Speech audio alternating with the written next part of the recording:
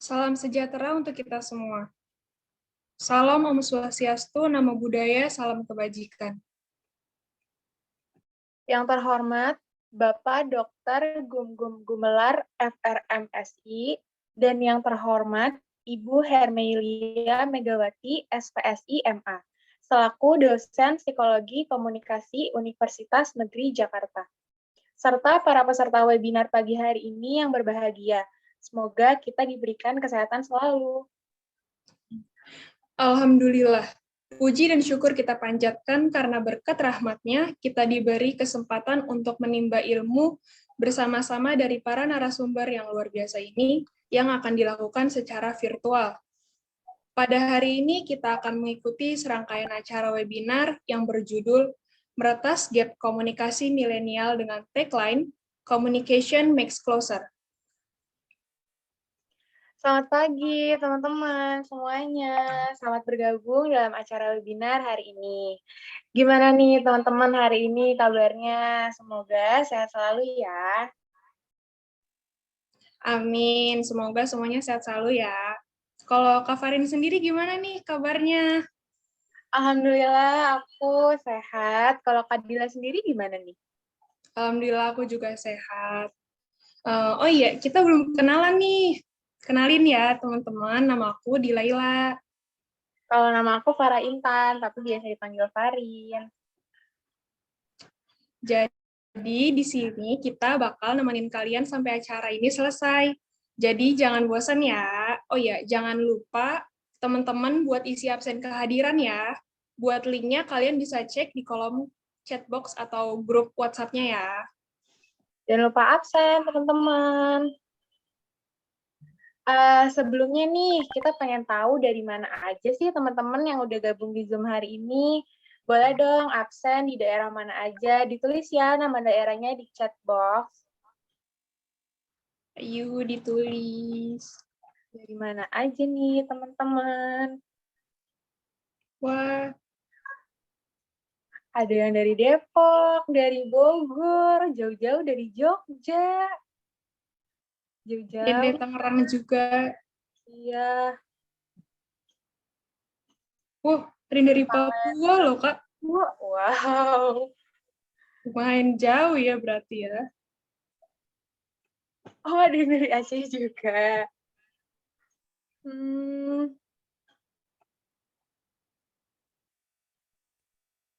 Oke, baik teman-teman.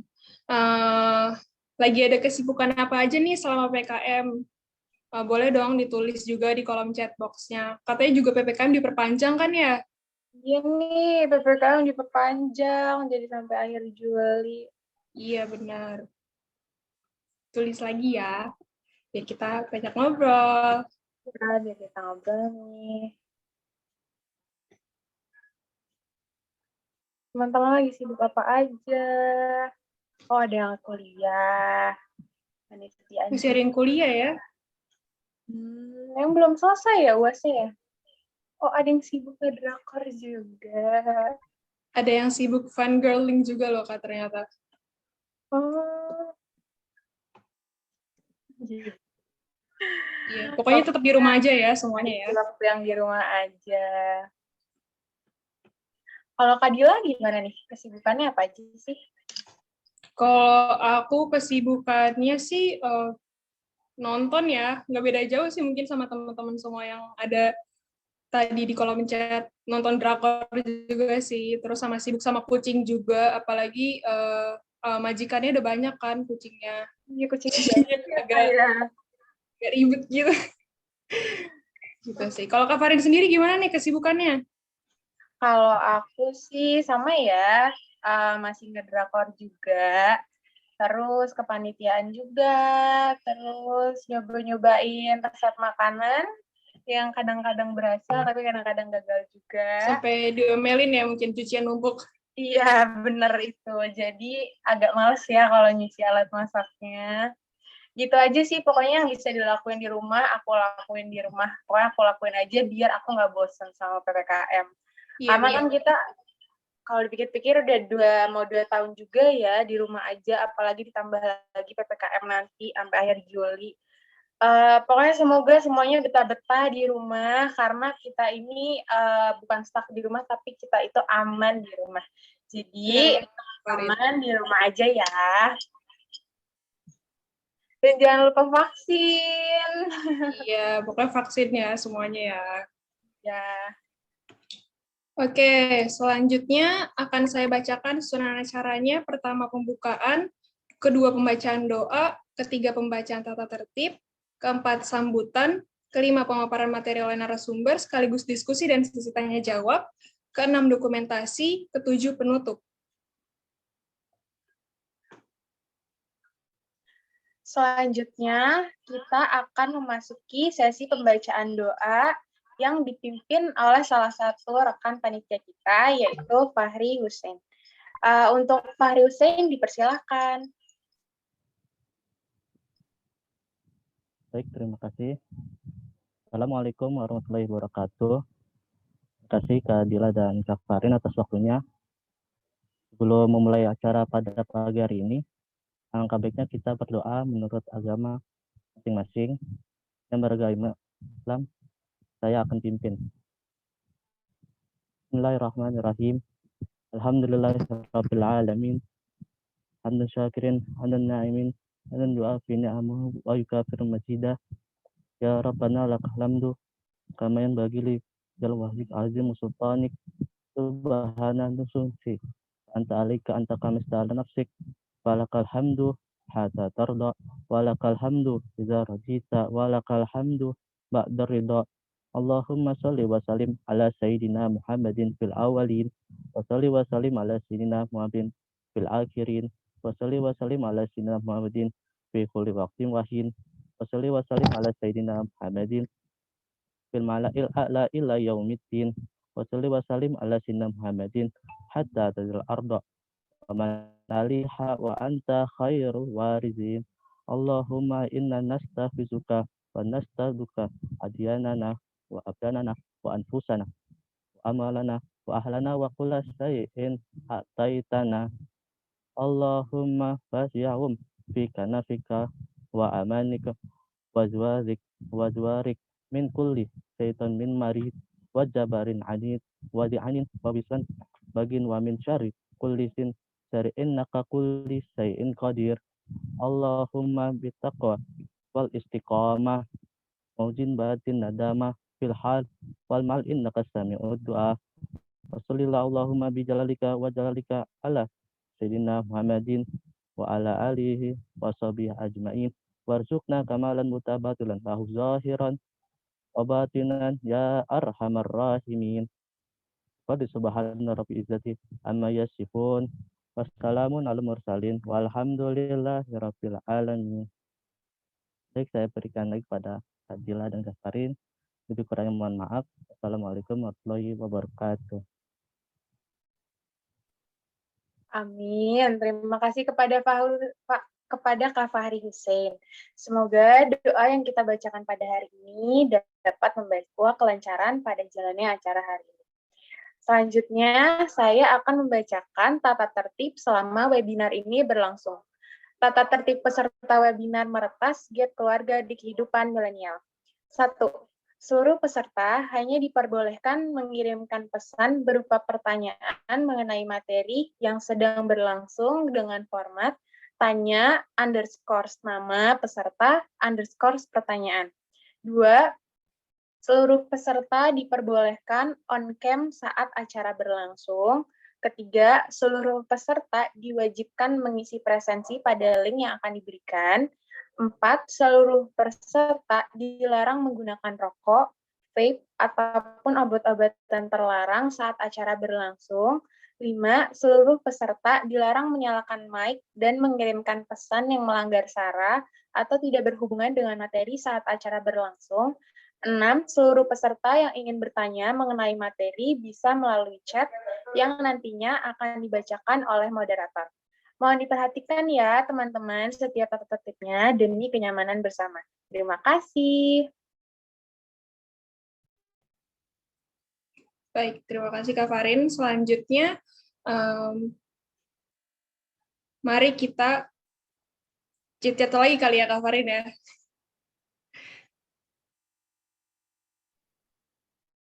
Boleh nih.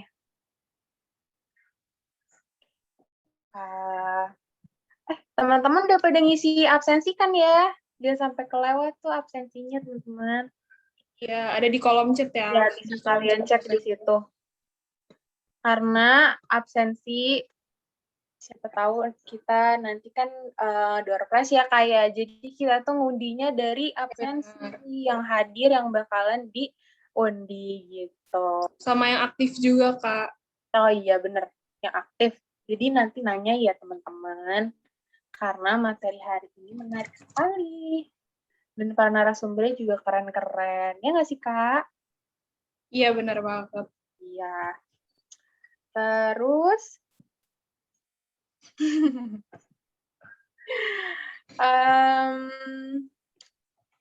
Oke, selanjutnya mungkin kita bisa langsung ke sambutannya aja kali ya, Kak. oke. Selanjutnya mari kita dengarkan sambutan dari Pak Gume atau Bu Mega sebagai perwakilan dosen mata kuliah Psikologi Komunikasi. Oke. Pak Gume ya, Pak? Oke. Pak Gume dipersilakan. Baik, Assalamualaikum warahmatullahi wabarakatuh. Selamat pagi, salam sejahtera untuk kita semua.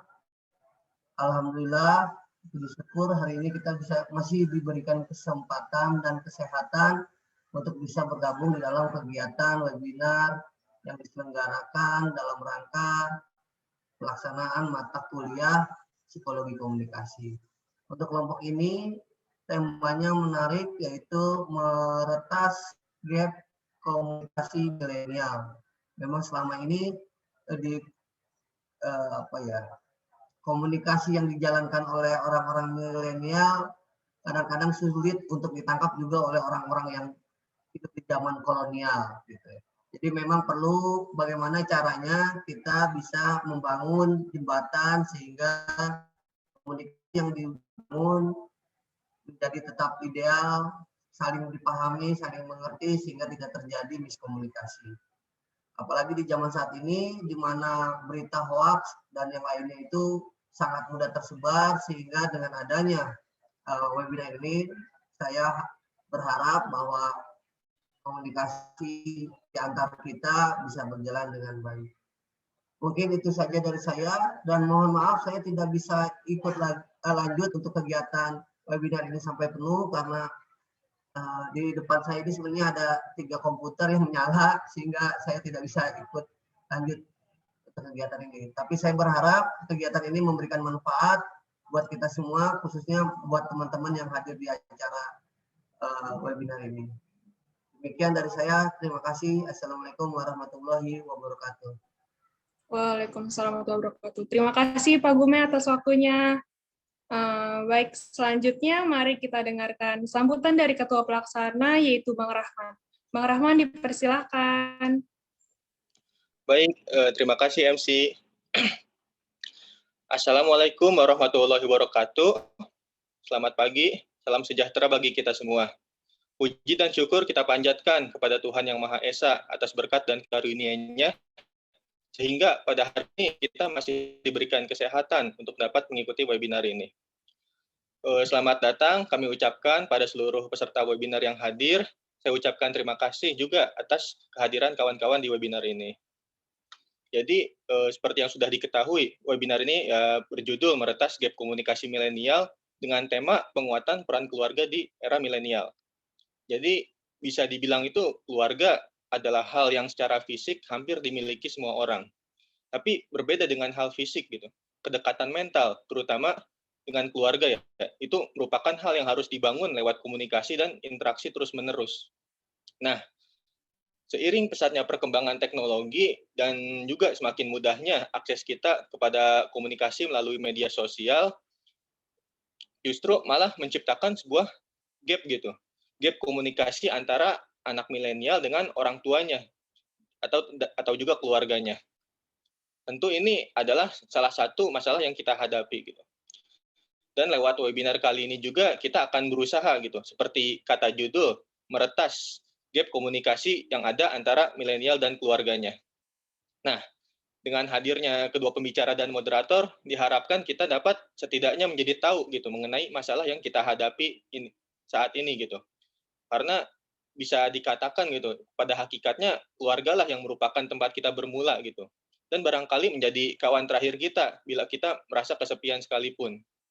Nah, jadi mungkin seperti kata pepatah yang mengatakan bahwa pengetahuan adalah kekuatan. Mengetahui adalah langkah pertama kita gitu sebelum kita bisa melakukan suatu hal untuk menyelesaikan masalah-masalah yang ada. Nah, jadi dengan mengetahui suatu hal itu berarti lebih mungkin bagi kita untuk mengatasi masalah tersebut gitu. Jauh lebih mungkin dibandingkan dengan istilahnya berusaha meraba-raba gitu. Meraba-raba berusaha mengatasi masalah yang bahkan kita ketahui saja kan enggak gitu. Mungkin itu saja yang bisa saya sampaikan. Saya pribadi sebagai ketua panitia ingin mengucapkan terima kasih banyak kepada seluruh pihak yang telah mendukung acara ini. Mohon maaf juga apabila dalam berjalannya acara terdapat hal-hal yang kurang berkenan di hati kawan-kawan. Nah, semoga kawan-kawan yang mengikuti webinar ini bisa mengambil manfaat sebanyak-banyaknya dari kegiatan ini. Akhir kata, wassalamualaikum warahmatullahi wabarakatuh. Waalaikumsalam warahmatullahi wabarakatuh. Terima kasih banyak Bang Rahman atas waktunya. Oke, mungkin sebelum kita nanti masuk ke materi nih ya, kita mau ngadain games kecil-kecilan dulu nih. Nantinya biar lebih semangat lagi nih buat dengerin materi dari para narasumber yang bakal disediain nantinya. Jadi nanti caranya, kita bakal ngasih beberapa statement atau pernyataan ke kalian, dan kalian tinggal jawab benar atau salah di kolom chat box ya. Gampang banget kan? Yuk, main. Tapi sebelumnya teman-teman harus on cam dulu dong.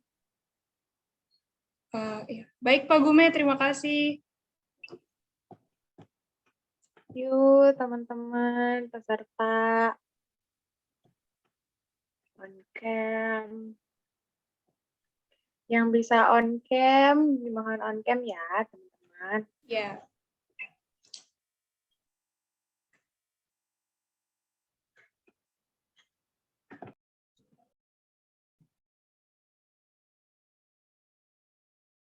Udah pada on cam belum nih Kak? Oke, ini games-nya sudah ditayangkan. Yuk kita main games. Yuk. Oke, jadi nanti jawabnya di kolom chat box-nya ya, teman-teman semuanya. Lanjut, Kak Fahri.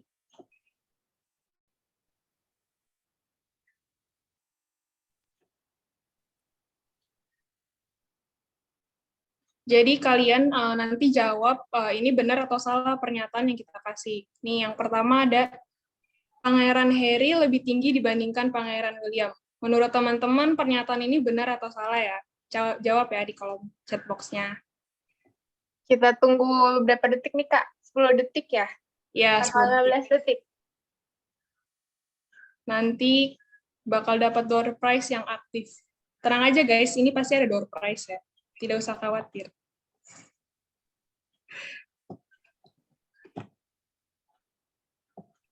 Udah pada mulai jawab, Kak. Iya. Rata-rata jawabnya benar semua ya. Benar semua ya. Coba kita cek jawabannya. Kak Fahri boleh bantu di next. Ternyata jawabannya salah, teman-teman.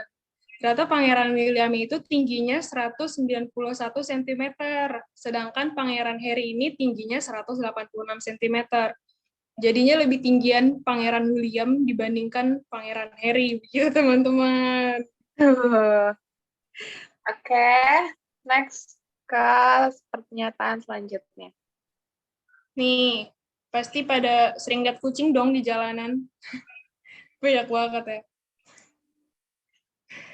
Nih, jadi ada pernyataan para kucing itu lahir dengan mata yang berwarna biru. Menurut teman-teman ini benar atau salah?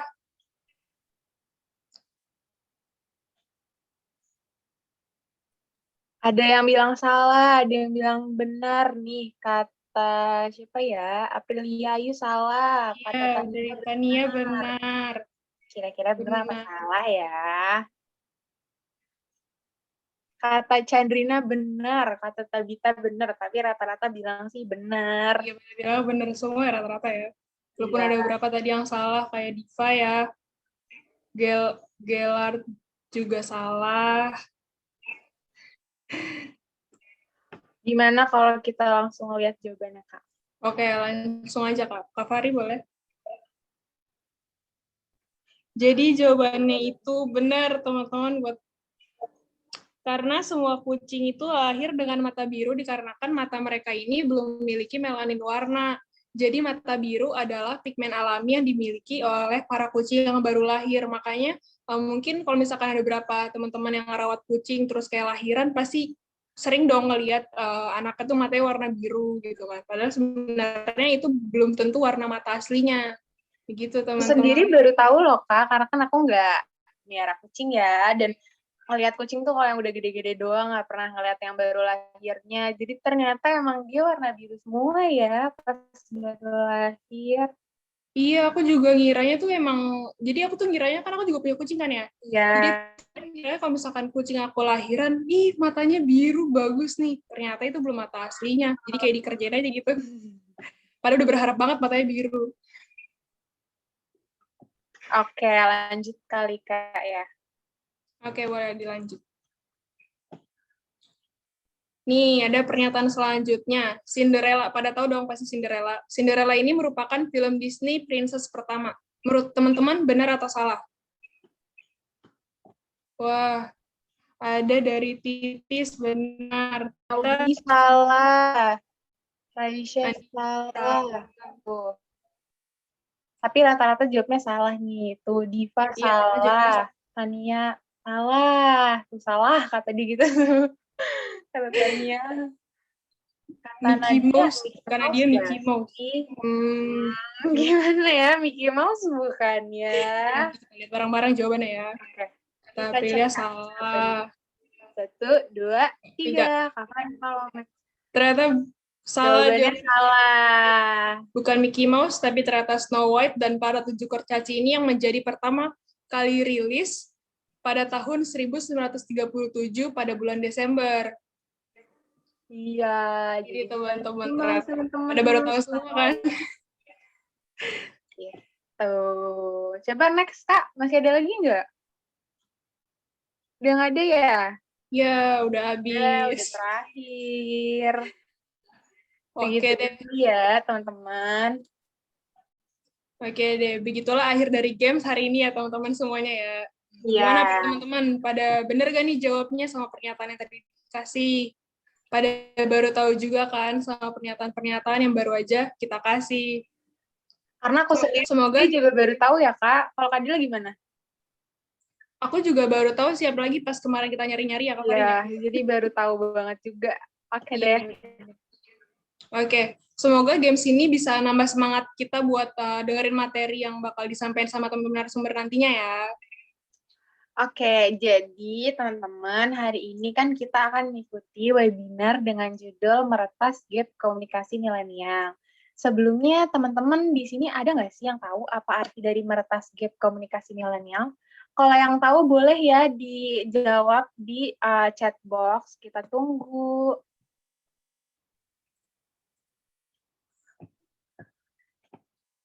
Ayo, ada yang tahu nggak? Kalau nggak tahu nggak apa-apa, bilang aja nggak tahu. Iya. Tunggu ya jawabannya. Belum tahu nih. Belum pada tahu, Kak, ternyata. Belum pada tahu ya, ternyata ya. Oh, jadi karena kalian belum pada tahu, di sini Kak Dila bakal nambahin sedikit, ngejelasin tentang judul kita hari ini. Silakan Kak Dila. Oke, makasih Kak Farin. Jadi, meretas itu sama aja artinya dengan memutus. Sedangkan gap itu artinya jarak, celah, atau selisih. Nah, meretas gap itu artinya kita mencoba mencari tahu apa sih jarak dari komunikasi milenial itu. Nah, ternyata mereka memiliki kesulitan dalam menjaga komunikasi dengan keluarganya. Masalah yang biasa kita temuin yaitu adanya jarak atau gap antara milenial dengan keluarga dikarenakan komunikasi yang tidak berjalan dengan semestinya. Yang artinya nih teman-teman, kita mempunyai misi yaitu menghapus jarak antara milenial dengan keluarga. Inilah kenapa judul webinar hari ini Meretas Gap Komunikasi Milenial. Gimana nih teman-teman? Udah pada paham kan? Udah pada tahu nih sekarang maksud dari judul kita hari ini.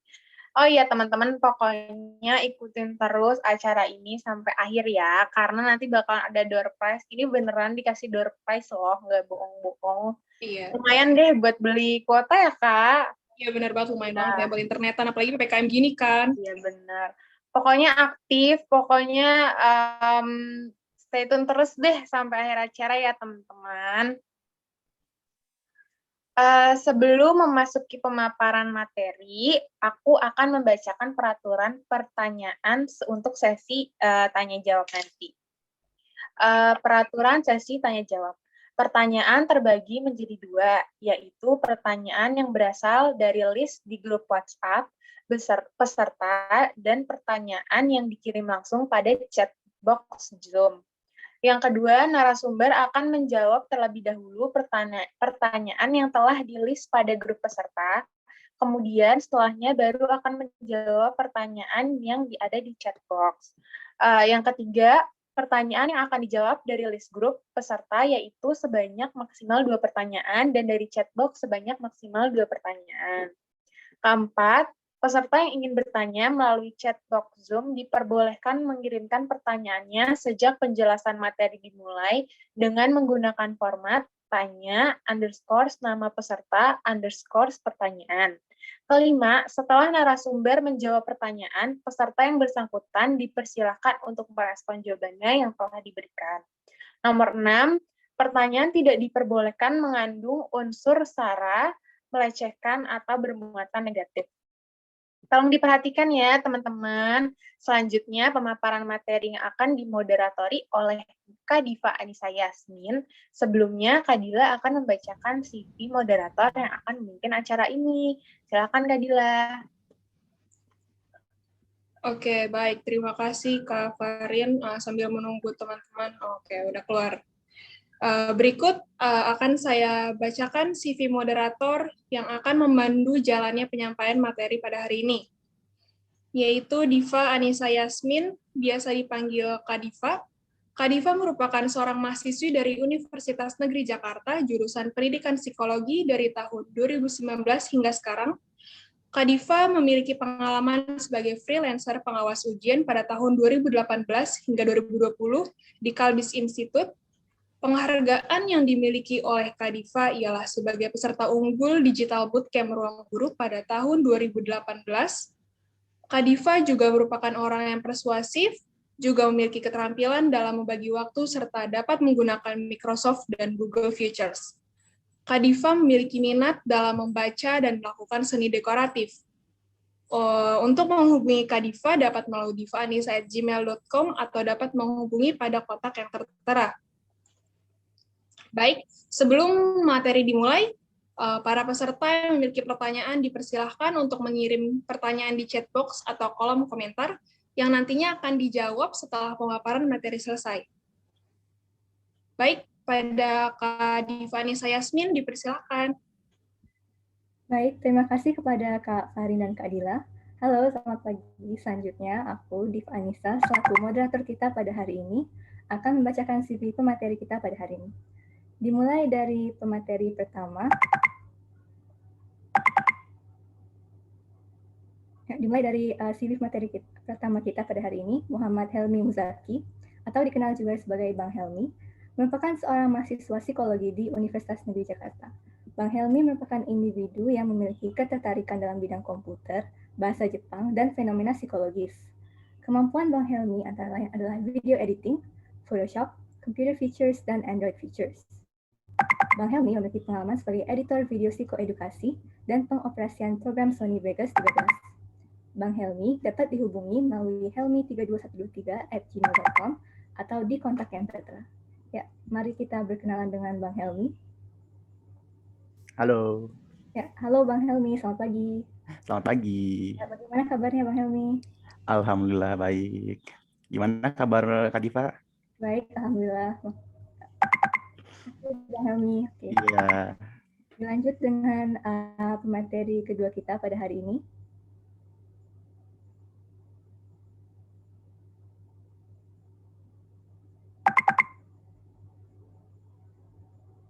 materi kita pada hari ini yang kedua yaitu Pramudia Ardya Garini Nugroho atau dikenal juga sebagai Kak Aya.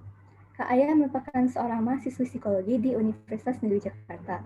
Kak Aya memiliki motivasi tinggi yang ditentukan oleh tujuan dan ketekunan individu yang memiliki pengalaman dalam organisasi nirlaba internasional. Kak Aya terlatih dalam berbicara di depan umum, kerja tim, dan perencanaan strategis. Kak Aya memiliki semangat yang kuat dalam menganalisis aspek psikologis objek di lingkungan sekitarnya. Kak Aya memiliki keterampilan komunikasi, perencanaan, pemikiran analitis, dan Google Features.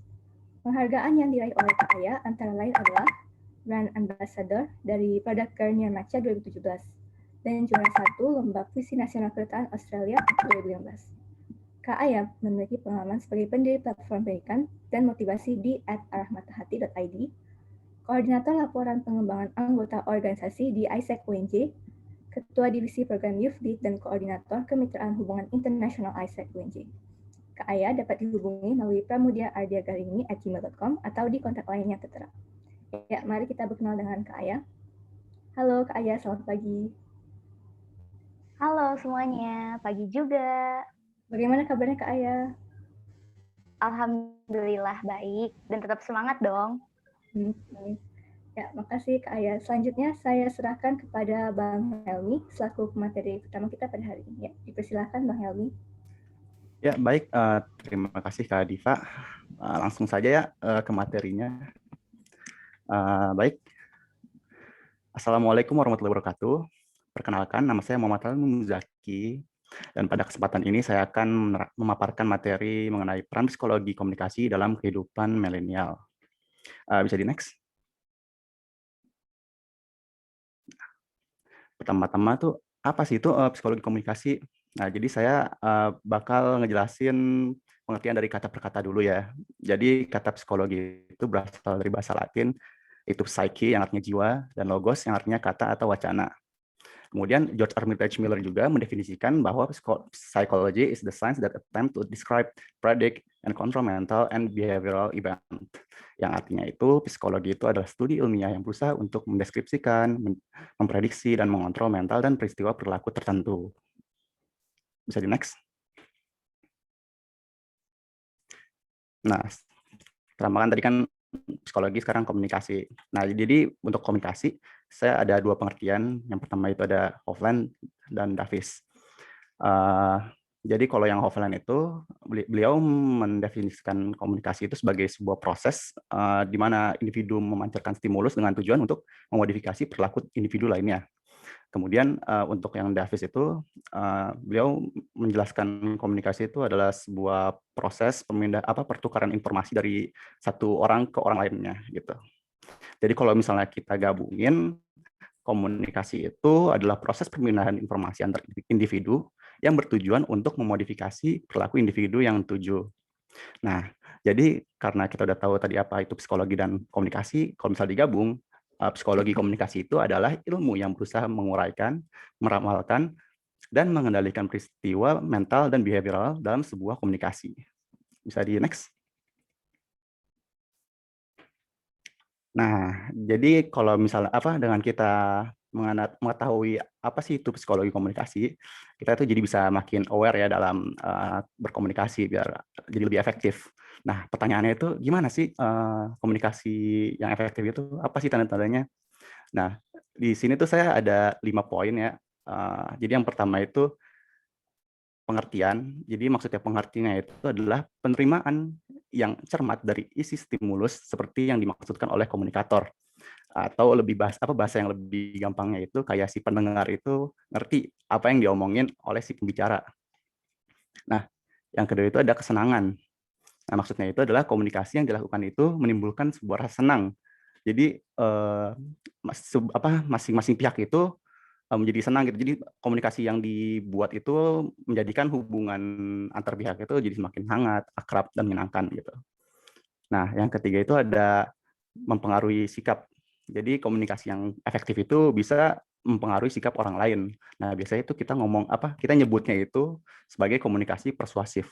Nah, persuasi itu sendiri itu diartikan sebagai proses mempengaruhi pendapat, sikap, dan tindakan dengan menggunakan manipulasi psikologis sehingga orang-orang tersebut tuh bisa bertindak sesuai apa yang kita inginkan gitu.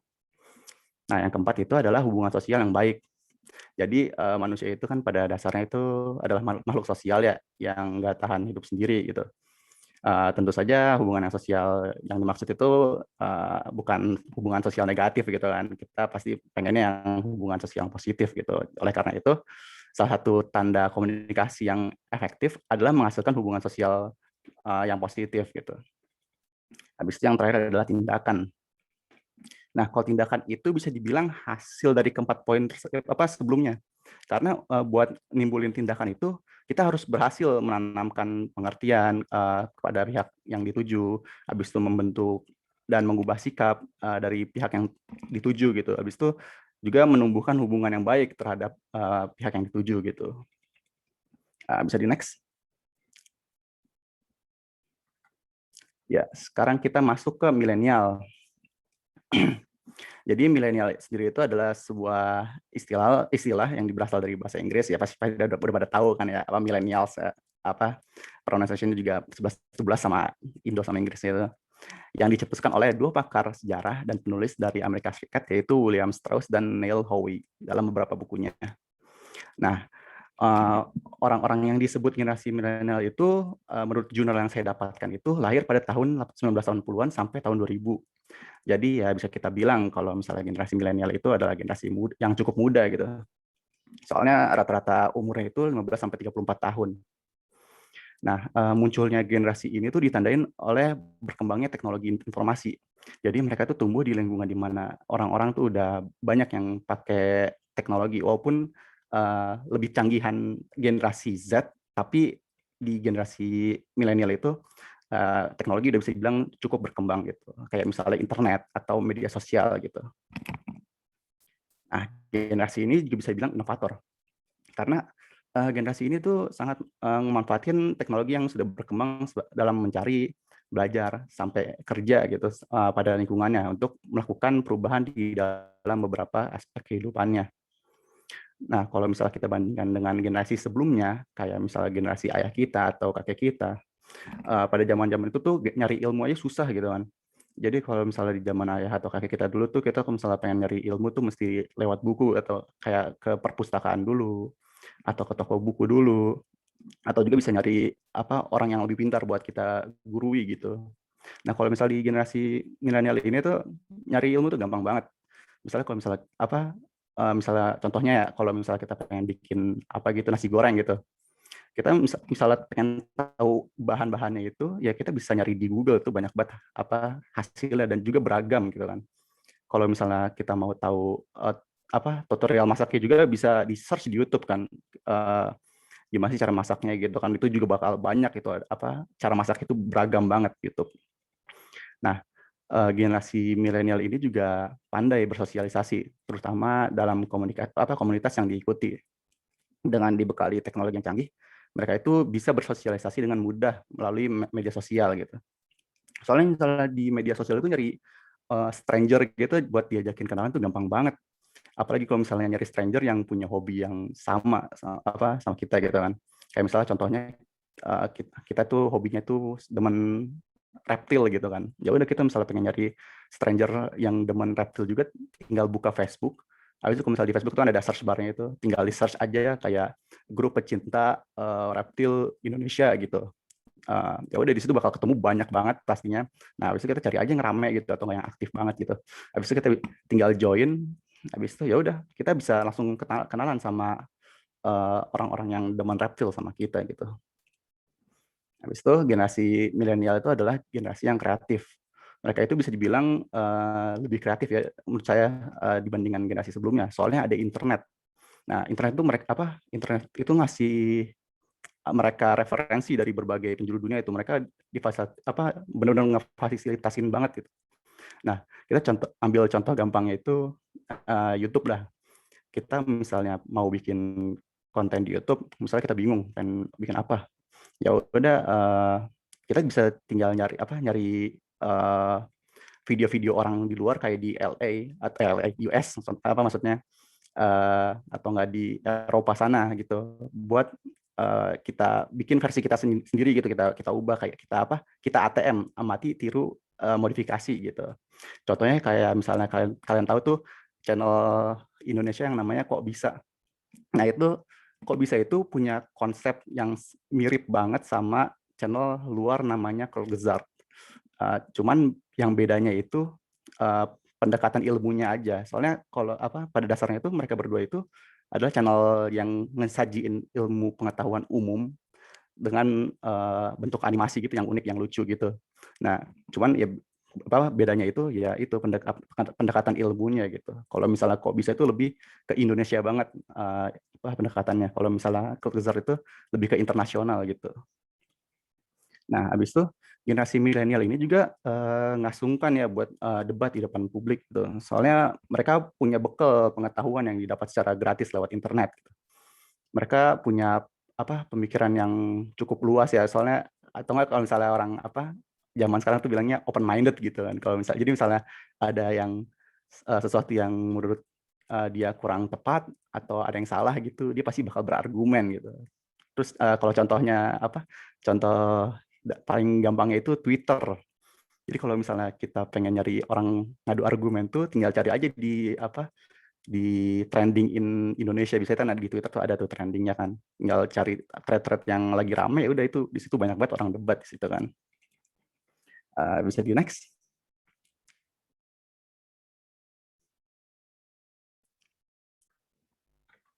Oke. Selanjutnya saya akan menjelaskan dampak psikologis dalam penggunaan teknologi dan komunikasi. Jadi fenomena yang saya ambil dalam materi ini itu adalah perilaku kecanduan. Nah, perilaku kecanduan itu yang saya maksud di sini itu bisa apa aja, bisa kecanduan internet, kecanduan game, kecanduan gadget, atau ya apa gitu kecanduan angka followers, like, subscriber gitu kan. Ada yang pernah bilang kalau misalnya kecanduan angka follower atau angka like itu adalah sebuah candu gitu kan. Nah, jadi secara psikologis itu salah satu isu yang terkait pada dampak penggunaan teknologi dan teknologi komunikasi itu adalah frekuensi dan durasi penggunaan teknologi tersebut yang makin lama makin intens. Dan yang jadi masalahnya itu tuh si penggunanya itu nggak sadar akan hal tersebut. Ya, of course hal ini tuh pasti bakal berdampak negatif sama aspek kehidupan yang lain gitu. Next, bisa next. Nah, salah satu cara untuk mencegah kita dari perilaku kecanduan itu menurut saya adalah kontrol diri. Nah, kontrol diri itu adalah sebuah kemampuan seseorang dalam mengendalikan dirinya dengan cara membaca situasi diri terhadap lingkungannya, serta mengatur perilaku yang akan dikeluarkan dengan berbagai pertimbangan kognitif. Mungkin itu penjelasannya kepanjangan, saya bakal mempermudahnya dengan, jadi itu tuh penjelasan itu adalah gabungan dari 3 aspek kontrol diri. Yang pertama itu ada behavioral control, yang kedua itu ada cognitive control, yang ketiga itu ada decisional control. Nah, kita masuk ke behavioral control dulu. Dari namanya itu pasti udah udah kebayang gitu, behavioral ya, itu perilaku lah. Jadi itu lebih fokus ke perilaku. Jadi behavioral control itu adalah kesiapan seseorang dalam merespon suatu tindakan yang tidak menyenangkan. Nah, jadi behavioral control juga itu dibagi 2. Pertama itu regulated administration sama stimulus modifiability. Nah, regulated administration itu adalah kemampuan seseorang dalam mengendalikan keadaan yang ada di dalam dirinya atau di luar dirinya. Jadinya si orang tersebut itu bisa jadi tahu tempat gitu, atau bahasa gaulnya itu know his place lah misalnya. Nah, kalau misalnya stimulus modifiability itu adalah kemampuan seseorang dalam merespon stimulus atau rangsangan yang ia hadapi. Jadi kalau misalnya keduanya digabungin itu, jadi misalnya dia udah tahu tempatnya, pasti dia udah tahu cara merespon stimulus yang ia hadapi gitu. Nah, yang kedua itu ada cognitive control. Nah, kalau kognitif itu ada namanya juga, itu masuk ke lebih ke otak gitu, kayak pemikirannya gitu. Jadi adalah sebuah kemampuan seseorang dalam mengelola informasi yang nggak sesuai dengan keinginannya gitu. Jadi seseorang itu menilai informasi yang diperoleh itu dengan ngeperhatiin kemungkinan-kemungkinan yang bakal terjadi gitu. Contohnya, misalnya kalau kita main game gitu, habis itu kita kalah mulu gitu.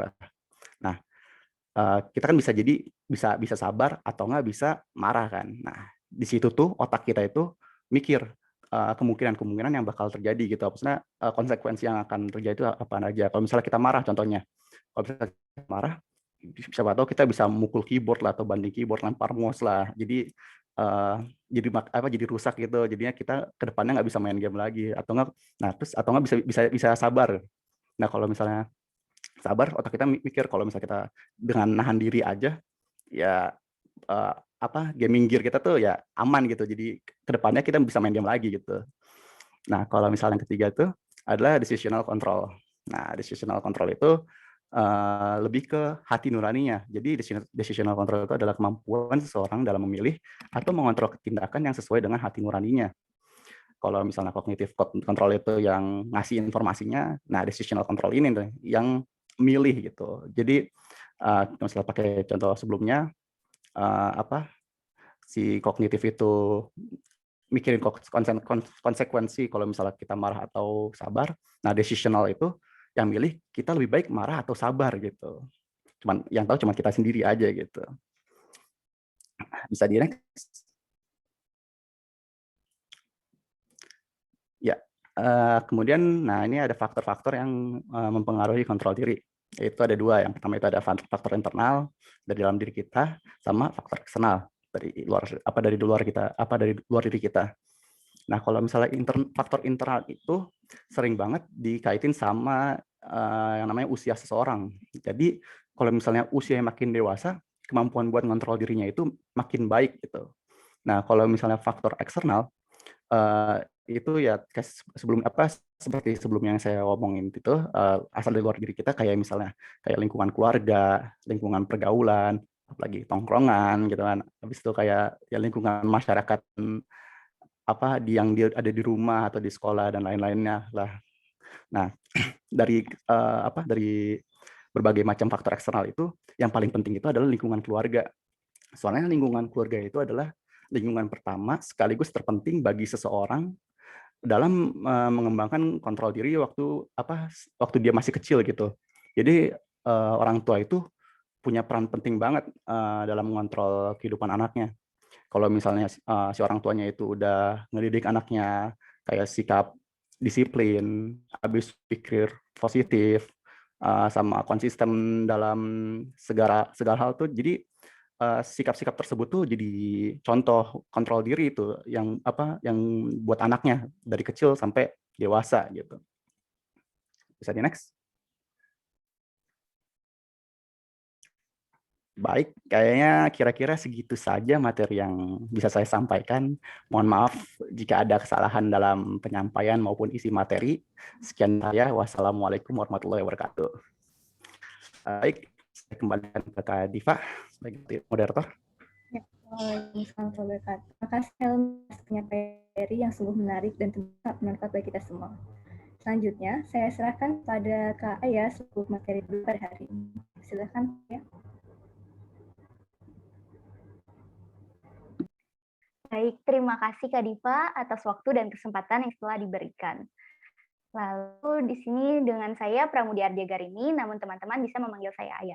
Untuk judul yang kedua ini berjudul Penguatan Komunikasi Milenial Keluarga. Tapi sebelum kita memasuki topik ini, saya ingin memberitahukan yang pertama-tama apa yang saya sampaikan ke depannya itu bukanlah suatu temuan yang utama, temuan yang wah banget kayak gitu, temuan yang baru itu bukan. Tapi ini sebenarnya hal yang sudah terjadi di kegiatan sehari-hari kita, dalam kehidupan sehari-hari kita, yang ternyata kegiatan ini tuh memiliki pakemnya, memiliki intisarinya, yang jika kita menyadari hal itu, mungkin bisa membuat kehidupan kita menjadi lebih baik lagi. Nah, setelah tadi dari Bang Helmi, kita telah belajar tentang psikologi komunikasi. Di sini saya akan membawakan materi mengenai lebih ke komunikasi keluarganya. Kalau menurut teman-teman, boleh dong tolong coba tulis di kolom komentar, keluarga menurut teman-teman itu apa sih? Boleh diisi di chat box-nya.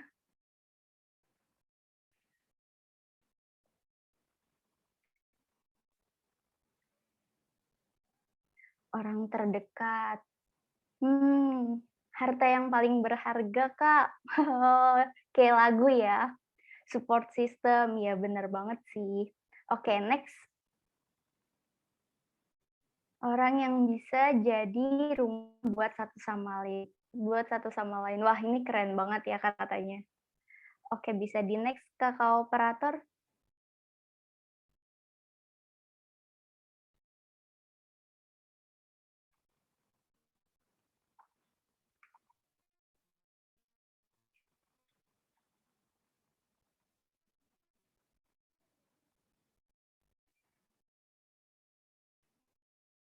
Sambil kita menunggu dari kakak operator, kita baca-baca dulu dari chat box ini. Ada lagi nih yang komen dari Tabita Putri. Keluarga adalah lingkungan terdekat yang mempengaruhi diri kita. Keren banget tuh. Keluarga itu unit terkecil dari masyarakat. Betul, betul, betul. Jawaban dari teman-teman ini tuh sebenarnya nggak ada yang salah. Dan itu keren banget, teman-teman.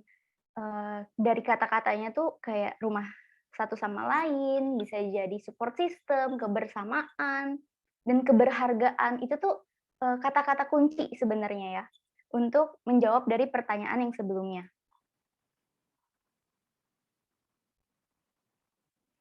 Oh, dari Sevin. Kadang nyebelin sih, tapi isinya orang-orang yang paling disayang. Wah, keren banget ya kata-katanya. Iya, iya, iya. Wajar kok untuk terjadi konflik dalam keluarga itu kan.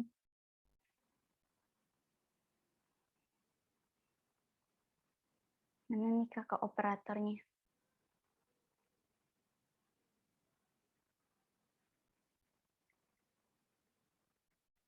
Oke, jadi kita lanjut aja ya. Keluarga itu dari yang sudah disebutkan sama teman-teman itu nggak ada yang salah. Nah, tapi secara harfiahnya, keluarga itu adalah unit terkecil di masyarakat yang terhubung karena adanya ikatan dalam bentuk hubungan darah, adopsi, perkawinan, maupun kelahiran. Nah, keluarga ini tuh nggak harus orang-orang yang tinggal satu atap, nggak harus orang-orang yang punya ikatan keluarga atau punya hubungan darah doang gitu.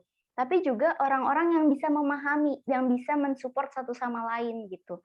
Nah, kata-kata menghargai, memahami, dan berharga itu nantinya akan masuk ke materi kita yang ada di next slide lagi.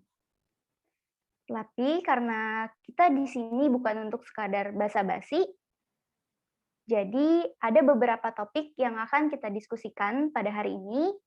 Seperti yang sebagaimana kita tahu bersama bahwa generasi milenial itu kan generasi yang sudah berkembang dari zaman mereka masih kecil itu tuh mereka berkembang bersama perkembangan teknologi digital.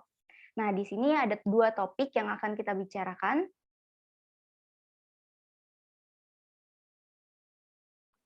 Dua topik itu ada mengenal pola komunikasi orang tua ke anak, juga strateginya apa sih setelah kita mengetahui pola itu gitu.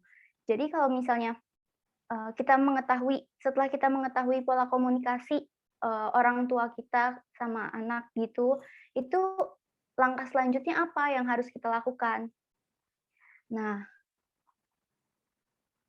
di slide 4, Kak.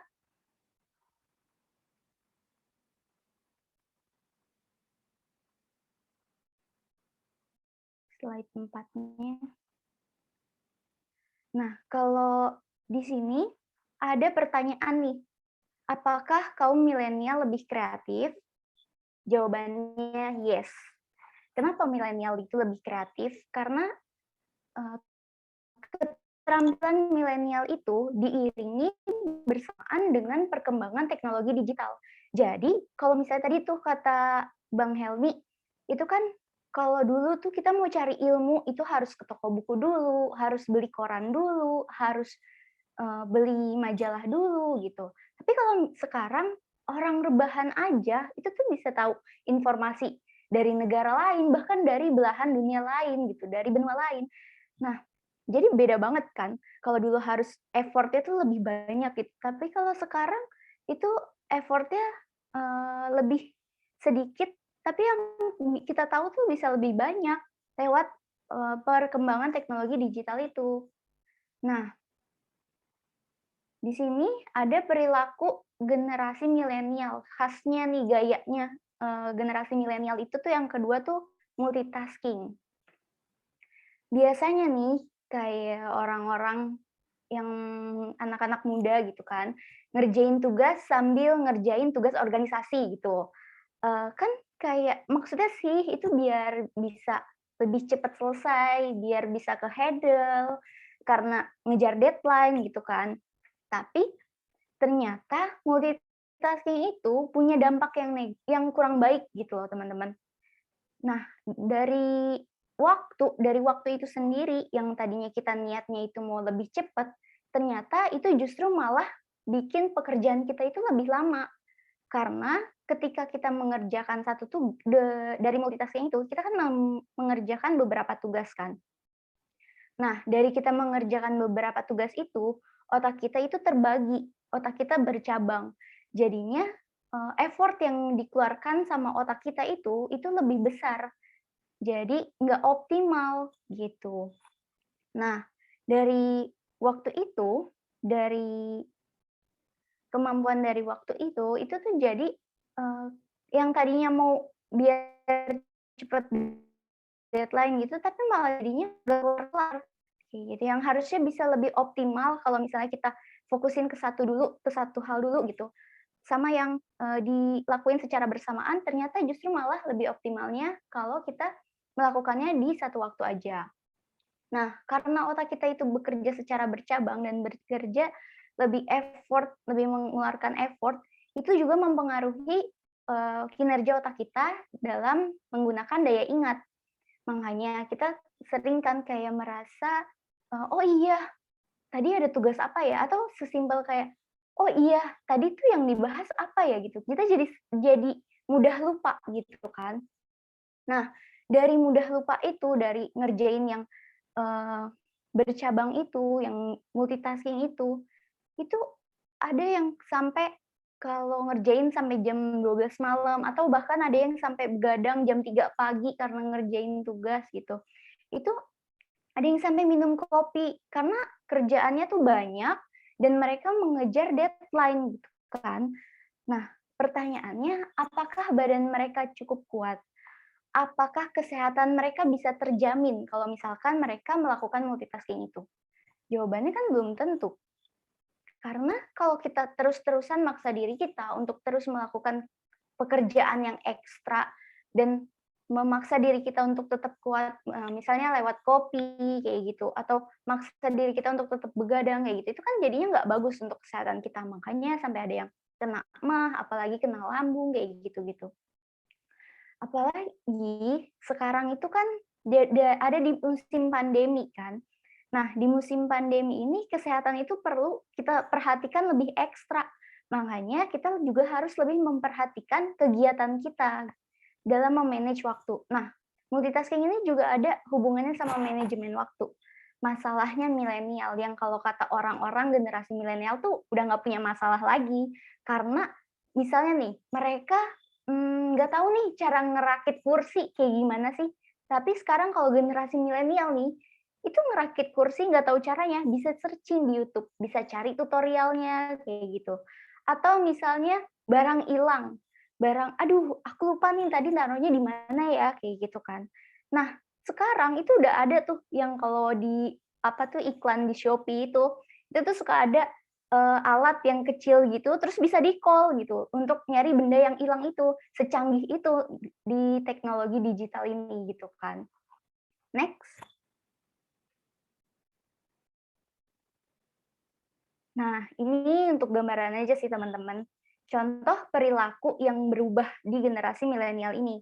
Nah, di sini orang-orang yang tadinya misalnya lebih banyak berdiskusi sama orang tua atau lebih banyak diskusi sama teman-temannya, itu jadi terbatas gitu kan. Padahal kita nggak berjarak nih, kita dekat, tapi rasanya kayak bersekat gitu. Next.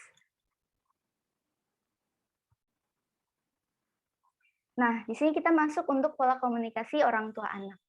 Tapi di sini ada disclaimer teman-teman.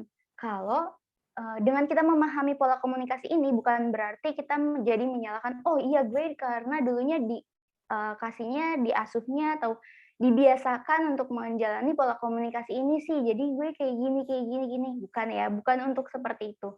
Tujuan kita mempelajari pola komunikasi ini untuk kita tuh bisa introspeksi diri, oh ternyata yang lebih baik itu pola komunikasi ini loh, kayak gitu. Karena orang tua itu pasti pengen yang terbaik untuk anak-anaknya kan. Dan di sini nggak ada pola komunikasi yang salah atau yang benar, tapi mana yang paling baik aja gitu. Sama kayak anak yang nggak mau dibandingin sama rumput tetangga sebelah gitu kan. Begitu juga orang tua, mereka pasti nggak suka gitu, nggak nyaman gitu untuk dibanding-bandingkan sama orang tua lain. Next. Di sini di pola komunikasi ini ada 3 teman-teman. Ada pola otoriter, pola demokratis, sama pola permisif. Nah, di pola otoriter ini, ciri khususnya itu orang tuanya memiliki peraturan yang ketat dan memiliki komunikasi satu arah. Maksudnya komunikasi satu arah di sini, orang tua itu nggak pedulin sama pendapatnya anak gitu. Menurut mereka kalau misalnya anaknya itu salah atau pendapat anak itu berbeda sama orang tua, itu ya udah anak itu salah, seperti itu. Nah, kayak kalau kata orang tuh kan kalau peraturan nomor 1 perempuan selalu benar, kalau perempuan itu salah balik lagi ke peraturan nomor 1 kayak gitu kan. Nah, mirip lah sama teori yang ini. Next. Yang kedua itu ada pola demokratis. Nah, pola demokratis ini pola yang paling baik. Cirinya itu membimbing, tidak mengatur, serta orang tua itu memperbolehkan anak untuk berpendapat. Mereka mau mendengarkan pendapat anaknya. Kenapa ini dijadikan pola yang paling baik? Karena pola ini mampu menghasilkan anak-anak dengan karakter yang mandiri, percaya diri, serta memiliki aura yang positif gitu. Next. Di pola yang ketiga, yaitu pola permisif namanya. Nah, karakternya itu orang tua itu mendidik dan menerima pendapat anak. Tapi ketika anak itu mengalami masalah, orang tua cenderung pasif dan dalam menghadapi masalah. Jadi maksudnya di sini tuh ketika orang tuanya anaknya itu punya pendapat yang berbeda, misalnya anaknya nggak mau kayak gini gitu. Ya udah orang tuanya menerima pendapat itu, tapi orang tua membiarkan anak itu melakukan apa aja terserah anak itu kayak gitu. Hal itu sebenarnya nggak salah, tapi ini bukan pola yang paling tepat dalam membangun pola komunikasi di keluarga. Next. Nah, selanjutnya kita memasuki ke strategi nih teman-teman. Strategi dalam membangun komunikasi yang harmonis dengan orang tua dan keluarga. Nah, dalam strategi ini setelah kita tahu nih tadi pola komunikasinya kayak gimana, ini adalah strategi yang harus kita bangunkan. Dalam strategi ini ada 5, yaitu dari keterbukaan, empati, terus ada sikap positif, sifat suportif, juga kesetaraan. Next.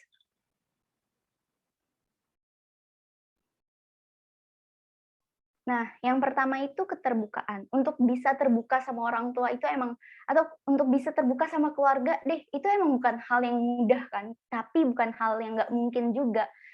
Kita bisa mulai dari hal yang paling kecil aja, kayak misalnya nih, hari ini seru banget deh, mama hari ini seru deh, soalnya tadi aku habis begini, atau ma temen aku lucu banget deh, masa dia kayak gini, atau kayak dari hal yang nanti deh habis selesai ini nih, habis selesai webinar ini kayak, ma tahu nggak sih tadi aku tuh habis selesai webinar, terus tadi temen aku lucu banget, terus atau enggak tadi tuh aku dapat materi tentang ini loh ma, kayak gini ternyata kayak gini loh, kayak gitu. Kunci yang pertama itu, kunci utamanya itu adalah kejujuran untuk bisa terbuka sama orang tua, supaya orang tuanya juga bisa lebih percaya sama kita. Next.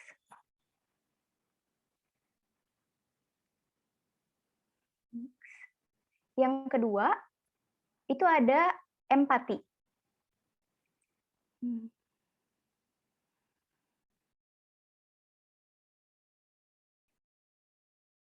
Nah, dalam empati ini ada 3 unsur utama, teman-teman. Mulai dari keterlibatan aktif, memberikan sentuhan, sampai memberikan konsentrasi yang terpusat.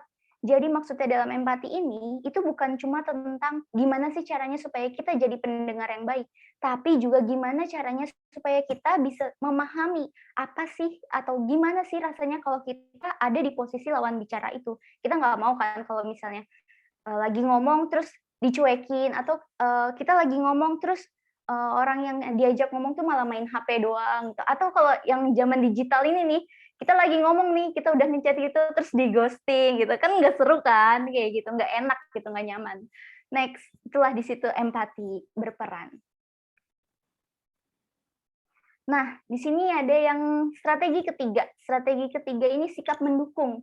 Jadi, dalam sikap mendukung ini, yang pertama itu kuncinya deskriptif, bukan evaluatif.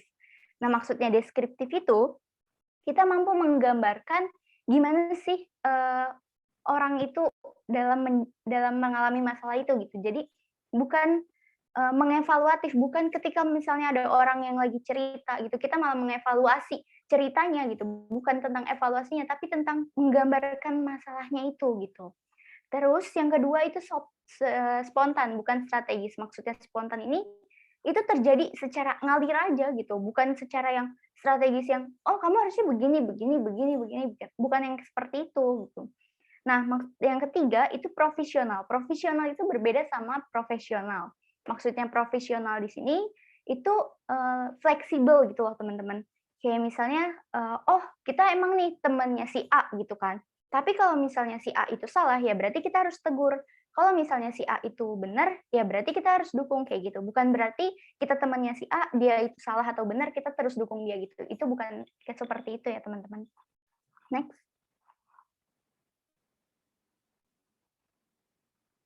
Nah, di sini ada sikap positif. Sikap positif ini artinya tentang gimana sih cara kita membangun suasana atau atmosfer yang positif, yang bisa membuat lawan bicara itu bisa lebih berinteraktif dengan kita. Misalnya, kalau misalnya kita lagi cerita nih, ada teman nih di sini kalau digambarkan ada teman yang lagi sedih gitu. Itu tuh sikap positif itu bergantung sama gimana sih reaksi kita ketika ada teman kita tuh yang lagi sedih gitu. Apakah kita cuman ya udah biarin aja gitu atau ya udahlah cuekin aja gitu. Kalau misalnya ada adik kita deh kalau dalam keluarga kan, adik kita lagi nangis gitu. Apa kita bakalan udah biarin aja nanti dia diem sendiri kok kayak gitu. Nah, hal itu tuh yang harusnya kita benahi sedikit gitu loh. Mulai dari kayak kenapa nangis ditanya dulu gitu. Jadi tentang gimana sih cara untuk membangun sikap dan reaksi positif dalam interaksi itu supaya lawan bicaranya bisa lebih interaktif. Next.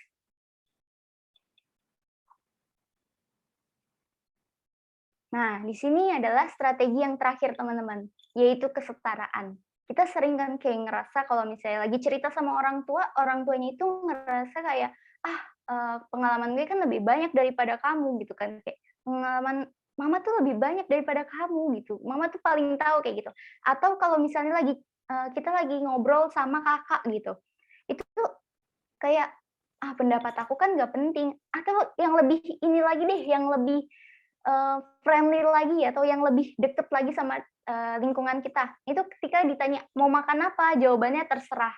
Nah, kata terserah itu tuh artinya kan berarti kita ngerasa dia pasti udah tahu kok gue maunya apa kayak gitu kan. Nah, padahal sebenarnya pendapat kita itu penting loh dalam komunikasi itu. Makanya di sini untuk membangun kesetaraan itu kita perlu mengakui secara diam-diam aja dalam hati bahwa satu sama lain itu memiliki value dan keberhargaan yang sama-sama penting. Pendapatnya sama-sama penting gitu. Jadi nggak perlu diakuin secara terucap gitu kan, nggak perlu diakuin secara belak-belakan atau dalam kata-kata gitu, tapi cukup dalam hati aja, oh iya jangan gitu, dia tuh punya pendapat yang penting loh gitu, pendapat dia tuh penting loh gitu, peran dia itu penting untuk kita, dia punya nilai, dia kita. Hal yang kayak gitu walaupun nggak terucap itu pasti akan terasa teman-teman. Next.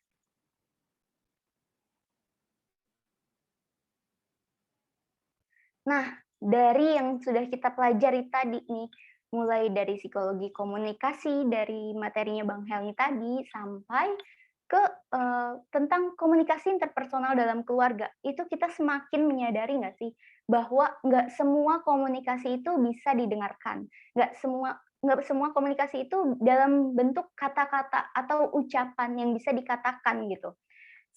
Ada komunikasi yang tergambar melalui perilaku kita. Makanya kalau kata Peter F. Drucker itu hal yang paling penting dalam komunikasi adalah mendengarkan apa yang tidak dikatakan. Makanya kalau misalnya kita komunikasi nih, meskipun kita komunikasi lewat chat gitu, tapi perilakunya itu, perilaku seseorang dari komunikasi chat itu pasti akan terasa juga sama kita. Seperti itu. Kayak misalnya kalau kita lagi ngobrol terus dicuekin, atau misalnya lagi generasi nunduk gitu loh.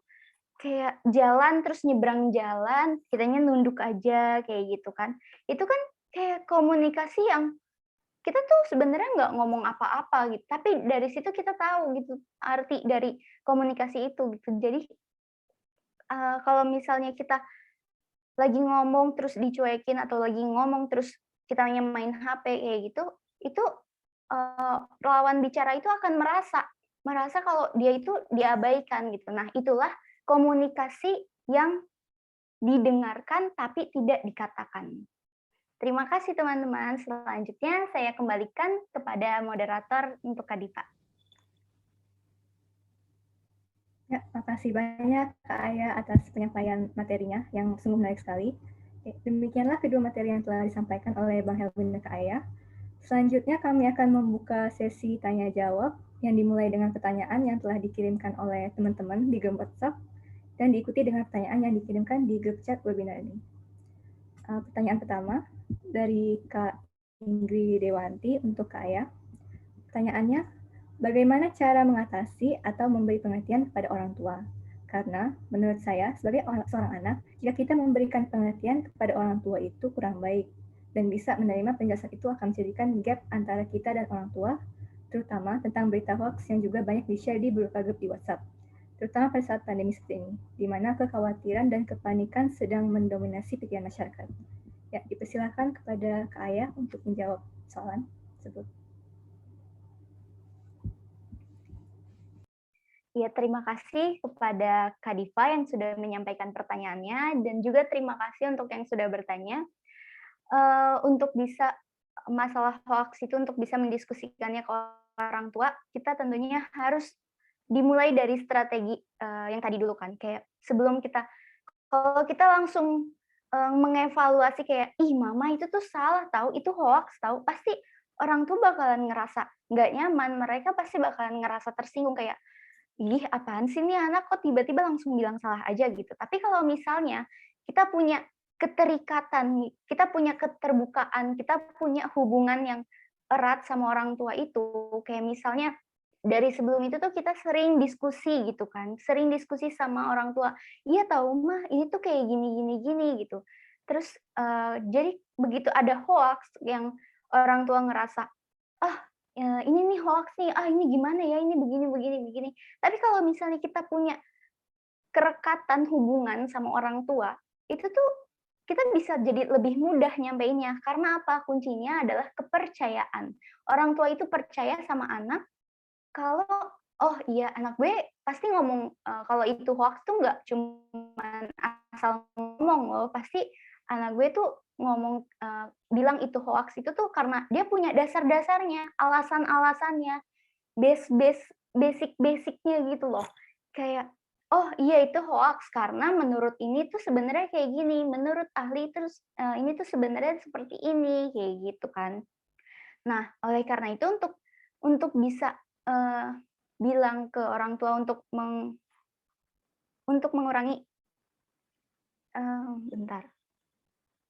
untuk adanya penguatan di sana supaya nggak renggang, itu ya kita harus menjalin hubungan komunikasi dengan orang tua itu, supaya orang tua bisa lebih mengenali kita, bisa lebih percaya sama kita. Kuncinya adalah percaya, itulah kenapa 5 strategi tadi itu penting banget, karena mulai dari keterbukaan, empati, sikap positif, apalagi tuh tadi, kesetaraan kayak gitu, itu tuh penting banget karena itulah yang akan membangun kepercayaan. Kalau kita udah sama-sama percaya, kalau kita udah sama-sama, memahami peran masing-masing itu pasti komunikasinya akan lebih mudah, seperti itu. Jadi kunci utamanya itu ada di membangun kepercayaan melalui 5 strategi tadi, teman-teman. Apakah terjawab?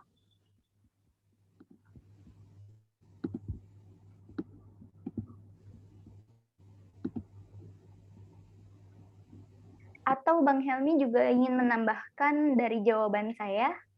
Siapa tahu ada yang ingin ditambahkan atau dari perspektif psikologi komunikasinya seperti apa, seperti gitu. Oke, mungkin ada ya. Pertama-tama terima kasih ya Ayah sudah menjawab. Jawabannya bagus banget, keren banget. Kalau misalnya menurut saya kan misal tadi Ayah kan dari dari segi kepercayaan kita harus membangun rasa percaya antara anak dan orang tua gitu kan. Nah, kalau misalnya menurut saya kalau misalnya dari saya sendiri lebih ke ini sih menyampaikannya. Kita sebagai juga kan tadi kan kayak contoh Ayah tadi kan, mama jangan jangan percaya kayak gini, ini gini gitulah, pokoknya semacam kayak gitu yang tadi disampaikan. Kita bisa aja nyampainnya itu kayak lebih sopan dikit gitu, atau enggak ya lebih sopan lagi gitu loh, ke orang tua gitu. Kalau misalnya hal tersebut adalah hoax atau berita bohong gitu. Dan juga kita juga bisa mengetahui mana yang hoax atau tidak kan. Yang masalah COVID itu kan ada website pemerintah yang menyediakan informasi mengenai COVID, sama ada yang menyediakan informasi mengenai hoaxnya gitu kan. Kira-kira segitu saja sih dari saya. Ya, makasih banyak buat Kak Ayah dan Bang Helmi atas jawabannya. Selanjutnya saya akan membacakan pertanyaan kedua yang telah dikirimkan dari Kak Juleha untuk Kak Ayah. Pertanyaannya, di era serba digital ini, banyak orang yang sudah memanfaatkan teknologi ya. Nah, ada studi kasus di mana dalam satu keluarga, justru karena teknologi, anggaplah misalnya HP, malah renggang, nggak ada penguatan di sana. Ayah dan ibunya sibuk dengan HP, anak-anaknya sibuk dengan laptop, dan saya rasa kasus ini bukan cuma saya yang rasa. Nah, kira-kira langkah kecil apa ya yang harus saya lakukan sebagai anak untuk menciptakan penguatan dalam lingkungan keluarga tapi dengan berbasis penerapan teknologi? Terima kasih, Kak. Ya, dipersilakan pada Kak Ayah dan Mbak Hani untuk jawab pertanyaan semua. Terima kasih Kak Diva atas penyampaian dari pertanyaan. Oke, saya akan menjawab pertanyaannya ya. Untuk ini kan masalah tentang teknologi gitu, dan orang tuanya sibuk sama HP, anak-anaknya sibuk sama laptop. Nah, itu tuh pasti berasa banget kan, kayak merasa, kok ini ada perubahan perilaku. Kalau yang tadi ada di materi itu kan masuknya ke perubahan perilaku generasi milenial. Dari yang tadinya punya waktu quality time bersama, sampai yang akhirnya waktunya tuh ya udah masing-masing aja. Makanya kalau yang saya bilang tadi, kita tuh nggak berjarak loh, kita tuh dekat tapi bersekat gitu. Nah, dari perilaku tersebut itu tuh kita perlu adanya penguatan. Kalau misalnya dari sebagai anak itu biasanya coba untuk mendiskusikannya sama orang tua, memilah waktu luang sama orang tua. Kayak misalnya nih, di weekend, misalnya biasanya kan kalau orang tuanya sibuk sama HP kayak gitu, itu kan biasanya orang tua karir gitu nggak sih? Itu kan mereka pasti bekerja Senin sampai Jumat. Nah, coba didiskusiin sama orang tua, dibangun keterbukaannya. Nah, keterbukaan itu tuh dari kayak rasa, mama kok sibuk sih sama HP terus kayak gitu, atau kapan sih ada waktunya untuk aku, kapan sih kita bisa bikin acara sama-sama gitu, atau sekarang tuh udah ada yang grup keluarga gitu kan, grup keluarga yang ada ayahnya, ada ibunya, ada anak-anaknya, bahkan ada juga yang sama tantenya, omnya, sepupunya, neneknya kayak gitu kan. Nah, coba dibikin, apalagi sekarang udah teknologinya udah makin canggih nih kan. Coba bikin kreativitas yang emang itu tuh untuk waktu keluarga untuk family time gitu. Misalnya di weekend nih, di weekend kita bikin acara, bikin acaranya ya untuk keluarga aja, kayak misalnya, oh iya nih kita mau misalnya ada acara support system bareng gitu loh. Nah, support systemnya itu misalnya dalam bentuk apa? Misalnya dalam bentuk ya udah iseng aja kita makan-makan, atau ini aja deh masak sendiri gitu, bikin makanan sendiri kayak gitu. Bikin hal yang membuat orang tua itu tuh mengalihkan pandangannya dari layarnya itu, seperti itu. Nah, itu tuh di situ tuh butuh yang namanya keterbukaan. Makanya kita perlu bikin terbuka dulu kan. Kita harus diskusi dulu sama orang tua. Kita harus menyampaikan dulu apa yang sebenarnya kita rasain. Disitulah keterbukaan yang harusnya mulai terbangun. Nah, dari keterbukaan itu baru deh tuh mulai sikap kesetaraan dulu. Nah, kalau misalnya kita udah terbuka, oh kita udah nyampe ini, aku tuh ngerasa kayak gini loh Ma, Pa, kayak gitu. Nah, kita harus menyadari juga kita itu merasa seperti itu bukan karena kita berada di posisi yang paling benar, bukan berarti kita merasa kita tuh yang paling tahu tentang apa yang terjadi sekarang kayak gitu. Karena belum tentu apa yang kita tahu itu sebenarnya kita udah tahu semua gitu. Belum tentu orang tua itu memberitahukan apa yang sebenarnya terjadi sekarang gitu kan. Jadi perlu adanya kesetaraan dalam diskusi itu. Nah, setelah adanya kesetaraan itu, kita harus membangun empati. Jadi dalam empati itu kita juga harus sama-sama merasakan nih, oh aku misalnya sebagai anak, aku merasa aku diabaikan kayak gitu. Tapi kita juga harus merasakan kalau kita sebagai orang tua yang kerjaannya banyak kayak gini, itu tuh gimana sih perasaannya gitu. Pasti kan orang tua juga pengen dong punya waktu bareng sama keluarga gitu. Pengen punya waktu bareng sama anak-anaknya. Tapi kendalanya itu dalam pekerjaan misalnya atau dalam hal lain gitu yang mengharuskan yaitu harus ngechat pakai HP atau menggunakan teknologi digital itu. Nah, kayak gitu. Kalau dari kasus yang pernah saya temuin, itu tuh ada anak yang seperti itu juga, tapi dia itu menyampaikannya melalui surat. Jadi melalui surat dia cerita aja gitu kayak, "Mah, sebenarnya tuh aku ngerasa sedih gitu kalau misalnya Mama ngelihat HP terus," kayak gitu loh.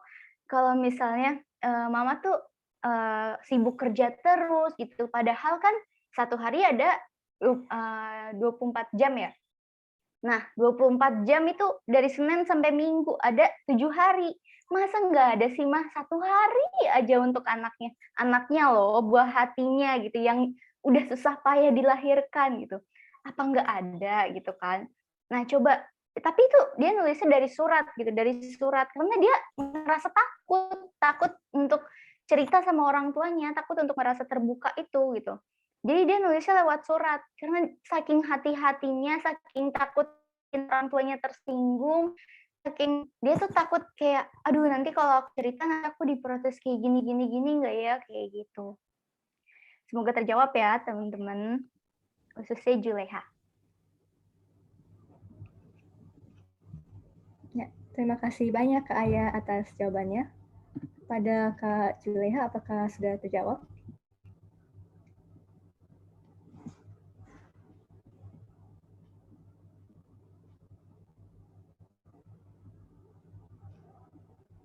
Oke, sudah terjawab ya.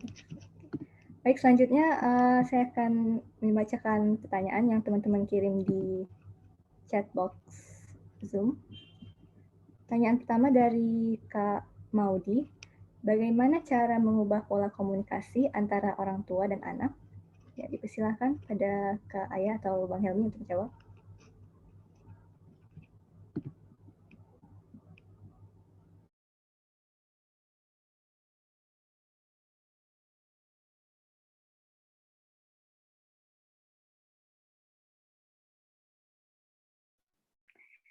Baik, terima kasih Kak Diva atas penyampaian pertanyaannya, dan juga terima kasih kepada Maudi yang sudah bertanya mengenai pola komunikasi antara orang tua dan anak.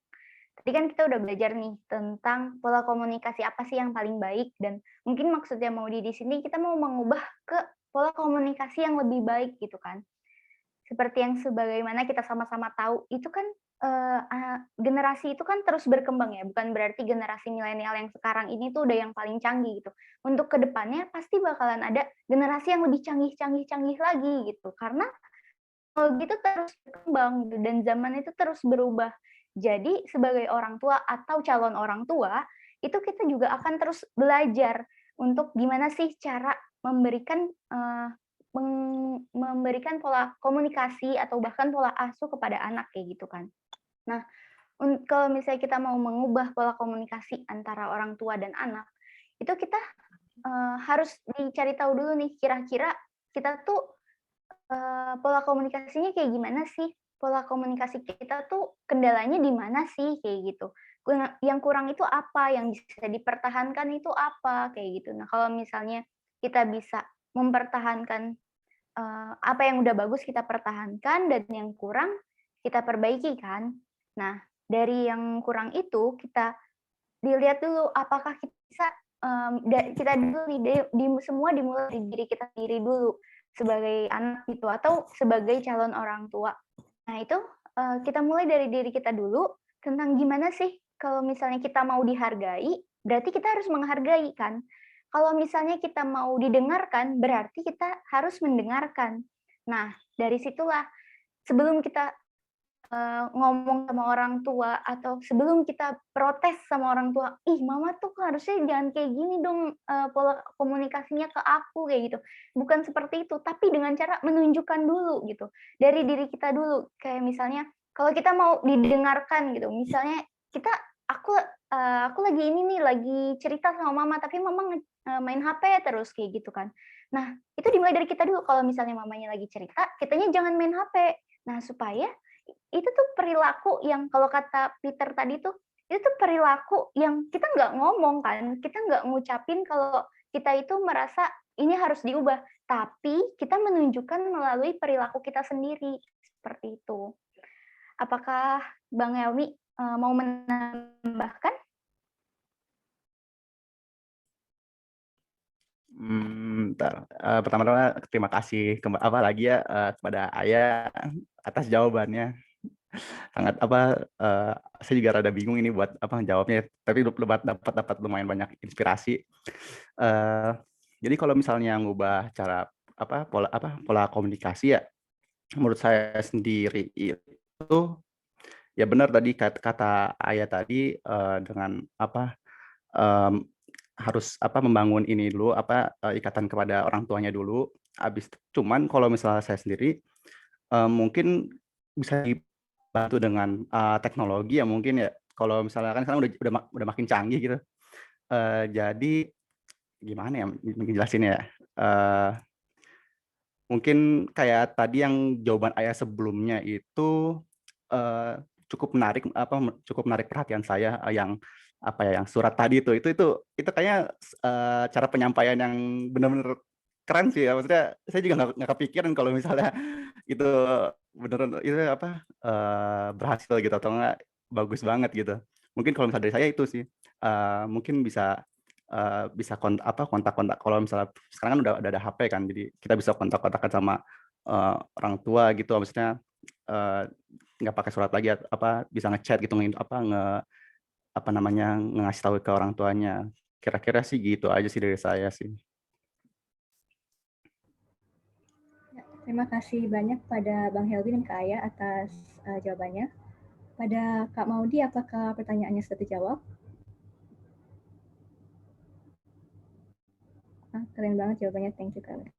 Oke, selanjutnya saya akan membacakan pertanyaan dari Kak Tabitri. Pertanyaannya, apa saja hambatan atau kendala yang terjadi saat anak melakukan komunikasi dengan orang tua? Dan bagaimana cara mengatasi kendala tersebut agar komunikasi tetap berjalan dengan lancar tanpa adanya satu hambatan? Terima kasih Kak sebelumnya. Baik, terima kasih pertanyaannya Kak Tabita. Saya persilakan pada Kak Aya atau Bang Helmi untuk pertanyaan.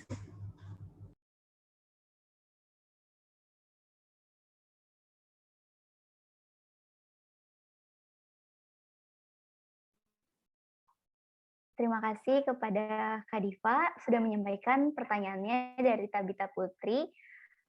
Menurut Bang Helmi gimana nih Bang? Kira-kira kendala atau hambatan yang terjadi ketika anak ini melakukan komunikasi sama orang tua? Mungkin kalau menurut pengalaman saya sendiri ya, mungkin tuh kayak si anak itu susah untuk berkomunikasi kepada orang tuanya itu karena trauma gitu. Mungkin waktu dia masih kecil banget, dia sempat dibentak gitu sama orang tuanya gitu, waktu misalnya melakukan suatu kesalahan kecil sampai dibentak sama orang tuanya, dia sehingga si anaknya itu takut gitu buat komunikasi lagi sama orang tuanya, makanya dia lebih memilih untuk menutup dirinya sendiri gitu. Kalau menurut saya sendiri sih salah satu hambatannya.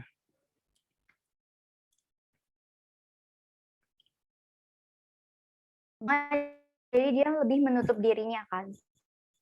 Nah, ini berarti nyambung juga nih teman-teman ke yang strategi komunikasi tadi, yaitu keterbukaan. Jadi kalau misalnya kita menutup diri, itu kan berarti kita menggembok kan, menggembok diri kita sendiri, jadi ngerasa kayak, nggak usah deh, nggak usah cerita, lebih baik disimpan aja sendiri. Nah, kalau kita misalnya jadi tertutup dan menggembok diri kita itu berarti di situ keterbukaannya nggak terjalin kan, keterbukaannya itu nggak terbangun. Nah, di situ berarti butuh keterbukaan. Atau misalnya juga ada hambatan atau kendala ketika kita lagi komunikasi sama orang tua, itu orang tuanya ngerasa kayak, apaan sih ya, nih anak, gue kan yang paling tahu gitu, gue kan orang tuanya, gue kan yang paling berpengalaman daripada anak ini, kayak gitu. Nah, kalau di situ hambatannya, itu berarti kuncinya ada di kesetaraan, yang mana perlu adanya pengakuan secara kedua belah pihak. Kalau masing-masing itu tuh sebenarnya sama-sama berharga, antara orang tua sama anak memiliki pendapat yang sama-sama penting dan memiliki nilai maupun keberhargaan yang sama-sama penting bagi satu sama lain. Kalau misalnya ada kendalanya lagi ngobrol, terus orang tuanya kayak nggak begitu merhatiin gitu, atau nggak nyimak gitu kan. Itu berarti kuncinya, cara mengatasinya itu kan berarti perlu kayak sikap positifnya. Nah, dari sikap positif itu, kayak misalnya sikap positif itu kan tentang gimana caranya membangun atmosfer atau suasana yang jadi interaktif kan, gimana caranya supaya anak lebih bisa cerita sama kita, atau gimana caranya orang tua bisa lebih terbuka sama kita, kayak gitu. Itu dimulai dari sikap positif ketika anak cerita. Kalau yang dari cerita tadi yang tentang trauma itu kan berarti karena tidak adanya sikap positif kan dari orang tuanya, jadi atau dari anaknya gitu. Jadi kayak misalnya ketika anaknya udah cerita, tapi cerita itu tidak disambut dengan positif, dengan reaksi yang positif gitu. Jadi anaknya merasa kayak, aduh aku trauma nih kayak gini. Makanya kayak misalnya sikap positif itu nggak harus selalu kayak yang muji-muji terus kayak gitu. Bukan yang seperti itu ya teman-teman. Tapi sikap positif itu tentang gimana caranya supaya kita tuh pertama jangan mengevaluasi dulu. Kalau yang tadi kan deskriptif, bukan evaluatif kan. Jadi gimana caranya supaya kita tuh bisa memahami dulu, menggambarkan dulu masalahnya itu, memetakan dulu, mengonsepkan dulu masalah atau cerita dari anak itu, baru kita lanjut ke empati. Gimana sih rasanya kalau misalnya kita lagi ada di pihak anak, kita lagi jadi orang yang merasa kayak, oh iya aku kan, bayangin deh kalau misalnya kita lagi ada di posisi orang itu gitu, pasti itu rasanya bakalan beda sama kalau orang yang kita cuma dengerin doang. Oh iya, kita dengerin dan menganggap masalah itu adalah masalah dia gitu. Beda sama gimana kalau misalnya kita dengerin tapi menganggap masalah itu adalah masalah kita juga, kayak gitu. Jadi bisa disambungin sama yang strategi komunikasi tadi ya, Tabita. Terima kasih untuk pertanyaannya. Saya kembalikan kepada Kak Diva. Terima kasih Kak Aya dan Helmi atas jawabannya. Kepada Kak Tabita, apakah pertanyaan sudah terjawab?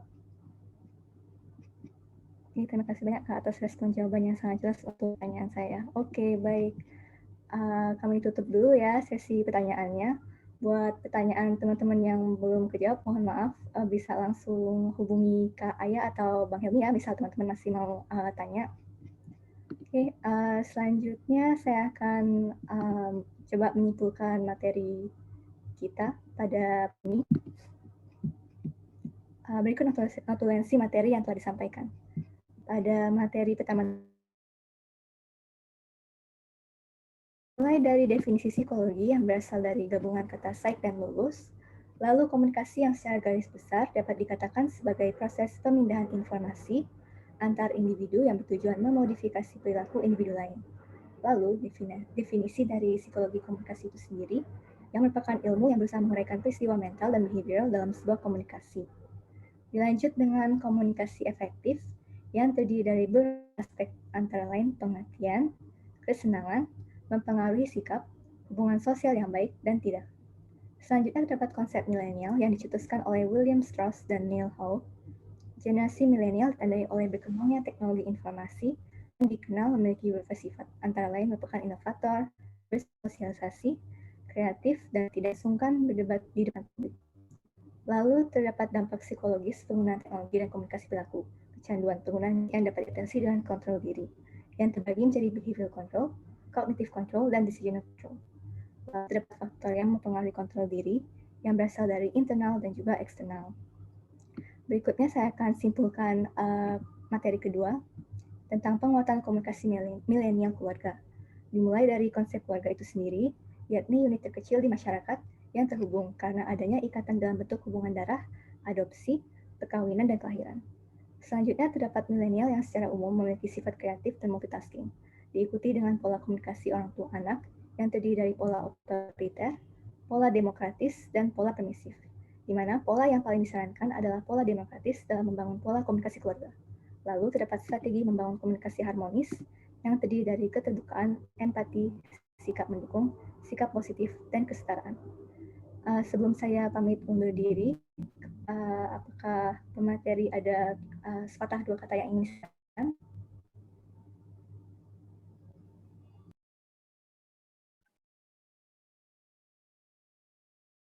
Terima kasih Kak Diva atas kesempatannya.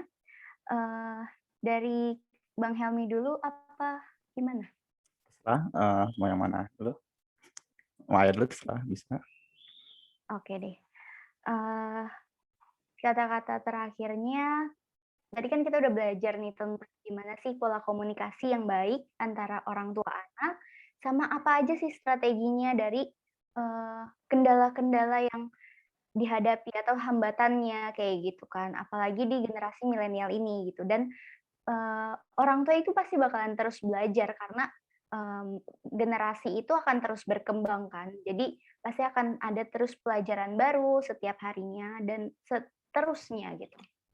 Nah, apalagi sekarang ini kan di musim pandemi gitu kan, di mana orang-orang itu lebih banyak menghabiskan waktu di rumah bersama keluarganya. Jadi saya harap semoga apa yang sudah kita sama-sama bahas dan diskusikan hari ini itu bisa diinterpretasikan secara langsung kepada keluarga kita di rumah.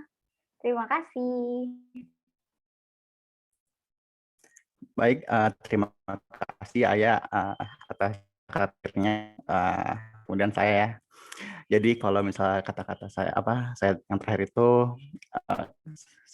alangkah baiknya kalau misalnya kita memanfaatkan teknologi untuk meretas gap di keluarga kiri gitu. Terutama misalnya di pandemi gini kan, kalau misalnya kita di rumah terus, habis itu kita bingung pengen ngapain gitu kan, soalnya kan kita nggak bisa keluar, nggak bisa rekreasi sama keluarga kita gitu kan. Nah, kita tuh harus manfaatin teknologi itu. Nah, ada beberapa menurut saya itu cara yang enak menurut saya ya buat memanfaatkan teknologi untuk mempererat hubungan keluarga itu dengan cara ya main bareng. Soalnya di zaman-zaman sekarang tuh banyak banget ya permainan keluarga yang bisa dilakukan secara online gitu. Jadi kita ngumpul di ruang tamu, kita bisa main contoh gamenya kayak Uno online gitu. Kalau misalnya kita nggak punya Uno kan kita nggak boleh keluar, kita main online. Habis itu bisa monopoli online atau enggak ada permainan yang saya sering main sama teman-teman saya kalau misalnya saya lagi nggak ada kerjaan gitu. nama gamenya itu namanya Scribble.io, itu nama websitenya. Itu gamenya tentang gambar kayak tebak gambar gitu. Jadi misalnya itu isi permainan itu bisa banyak orang, mungkin satu keluarga kalian mungkin bisa gamenya itu seru, benar-benar interaktif banget, kayak ramai banget itu bagus. Saya itu rekomendasi dari saya sih, kira-kira itu sih apa dari saya. Ya, terima kasih banyak Kak Aya dan Bang Helmi atas kata-katanya. Ya, terima kasih ya pada materi yang telah materi dengan luar biasa. Menarik sekali ya teman-temannya materi tadi. Semoga bisa menambahkan wawasan dan manfaat bagi kita semua. Buat pertanyaan teman-teman yang belum kejawab, bisa langsung hubungi Kak Aya atau Bang Helmi ya. Di kontak untuk Bang Helmi bisa dihubungi melalui 3223@gmail.com. Dan untuk Kak Aya bisa dihubungi melalui pramudia@gmail.com. Baik, saya pamit undur diri dulu. Mohon maaf jika ada kesalahan baik yang disengaja maupun yang tidak sengaja. Saya serahkan kembali pada MC Kak Farin dan Kak Dila. Silakan.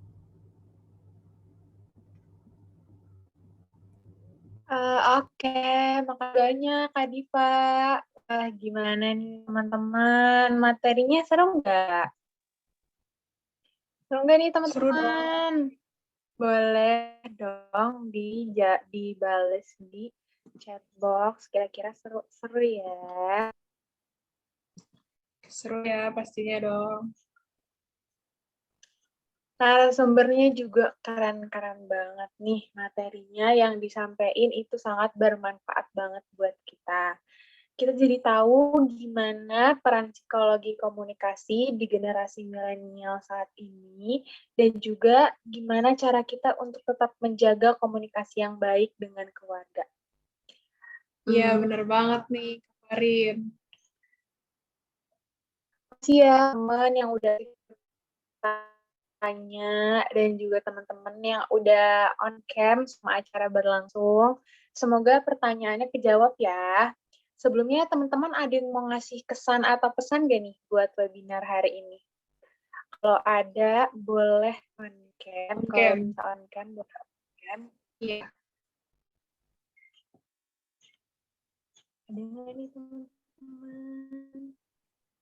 Ada yang mau ngasih pesan mungkin teman-teman? Kayaknya nggak ada nikah ya. Udah. Oh, ya, ya. Akhirnya kita udah sampai di penghujung acara. Teman-teman jangan lupa ya buat si terakhir bisa dilihat di chat box. Nanti situ dikirimin linknya. Absensi dulu ya teman-teman. Nanti setelah absensi balik lagi ya. Iya, kita tunggu ya.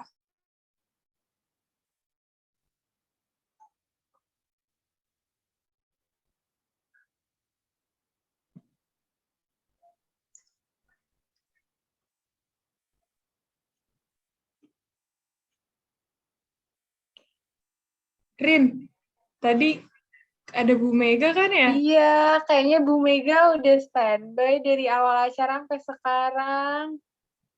Halo Bu Mega. Gimana kabarnya Bu? Halo, Assalamualaikum teman-teman. Waalaikumsalam Ibu. Gimana Bu kabarnya Bu? Iya, alhamdulillah sehat-sehat semua ya teman-teman ya. Sehat, Iya, alhamdulillah. Sehat juga ya Bu. Amin. Udah nih, udah pada ini kan ya? Udah pada saya absen. Oke, selanjutnya kita bakal masuk ke sesi foto. Rin, tapi sebelum sesi foto mungkin Mega mau kasih kesan-kesan dulu untuk acara webinar hari ini. Boleh, Bu Mega, dipersilahkan. Ini kayaknya acara tambahan deh, di London nggak ada ya? Iya, Bu. Ya, saya apresiasi yang pertama ya untuk teman-teman ya, ada Mas Rahman tadi yang jadi koordinator panitia, terus juga ada MC Dila, ada Farin, terus narasumber dari Pram, dari Helmi ya, terus juga ada moderator dari Diva gitu. Itu semuanya adalah mahasiswa semua ya. Jadi ini memang sebuah webinar yang menjadi tugas gitu dari UAS sebenarnya. Jadi kita memang sistemnya adalah project based learning. Kalau tidak project ya case based learning. Itu tujuannya adalah untuk melatih teman-teman mahasiswa untuk memecahkan masalah, terus eksplorasi, terus juga ada interpretasi, terus juga ada sintesis. Pokoknya kemampuan-kemampuan kognitif level tinggi itu sebenarnya semuanya terangkum di project based gitu ya. Dan di sini kami hanya ingin mengantarkan teman-teman untuk lebih eksplor diri, sehingga teman-teman nanti bisa mencapai kompetensi yang paling tertinggi versi teman-teman, seperti itu. Jadi selamat sekali lagi saya ucapkan, saya tahu ini bukan suatu hal yang mudah ya, karena semua matkul juga basicnya adalah case based atau kalau nggak project based, jadi pasti tugasnya banyak banget, tugas kelompok lagi gitu kan. Tapi saya tetap apresiasi karena teman-teman telah melaksanakan seluruh rangkaian webinar dengan lancar, dengan baik sekali gitu. Sukses ya teman-teman semuanya. Ya, baik. Ya, makasih banyak Bu Mega. Oke, teman-teman udah pada ini kan ya, udah pada balik lagi ya. Oke, untuk HPD dipersilahkan. Untuk dokumentasi ya, teman-teman.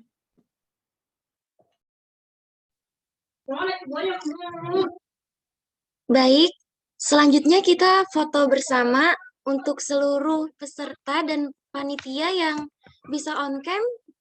Boleh silakan on cam, kita foto bareng.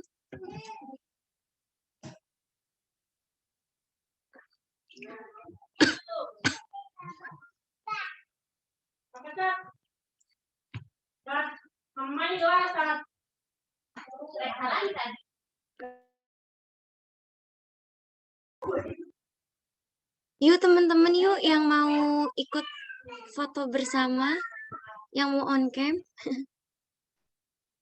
Yuk teman-teman yang bisa on cam yuk. Iya, masa blank doang. Senyumnya jangan lupa.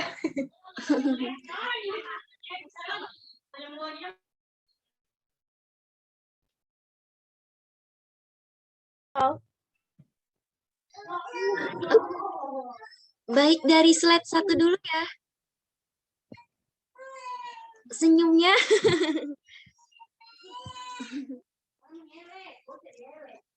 1, 2, 3. Slide 2-nya sekarang.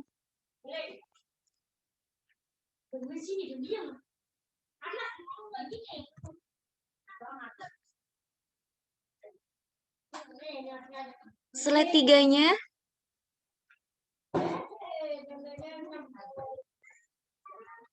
Udah.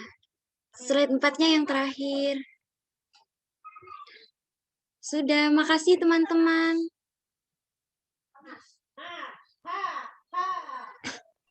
Terima kasih juga teman-teman HPD.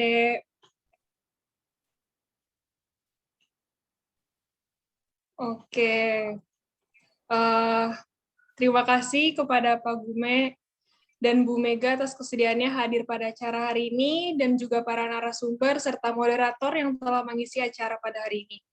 Terima kasih banyak juga untuk teman-teman peserta seminar yang telah mengikuti acara webinar hari ini dari awal hingga akhir. Berbekal dari acara seminar hari ini, semoga kita mendapatkan pembelajaran tentang bagaimana cara berkomunikasi dengan keluarga di tengah kehidupan milenial. Semoga kita dapat berjumpa di lain waktu yang lebih membahagiakan ya. Terima kasih semuanya. Saya mewakilkan panitia yang bertugas menyampaikan mohon maaf apabila terdapat kesalahan pada kata dan perbuatan. Oh iya, untuk door prize nanti bakalan diumumin di grup chat ya, jadi teman-teman dimohon untuk menunggu informasi lebih lanjut. Akhir kata, terima kasih. Dan wassalamualaikum warahmatullahi wabarakatuh. Terima kasih banyak Terima kasih banyak semuanya. Smooth like butter, like a criminal undercover. Don't pop like trouble, breaking into your heart like that. Cool shade stunner, yeah, owe it all to my mother. Hot like summer, yeah, I'm making you sweat like that.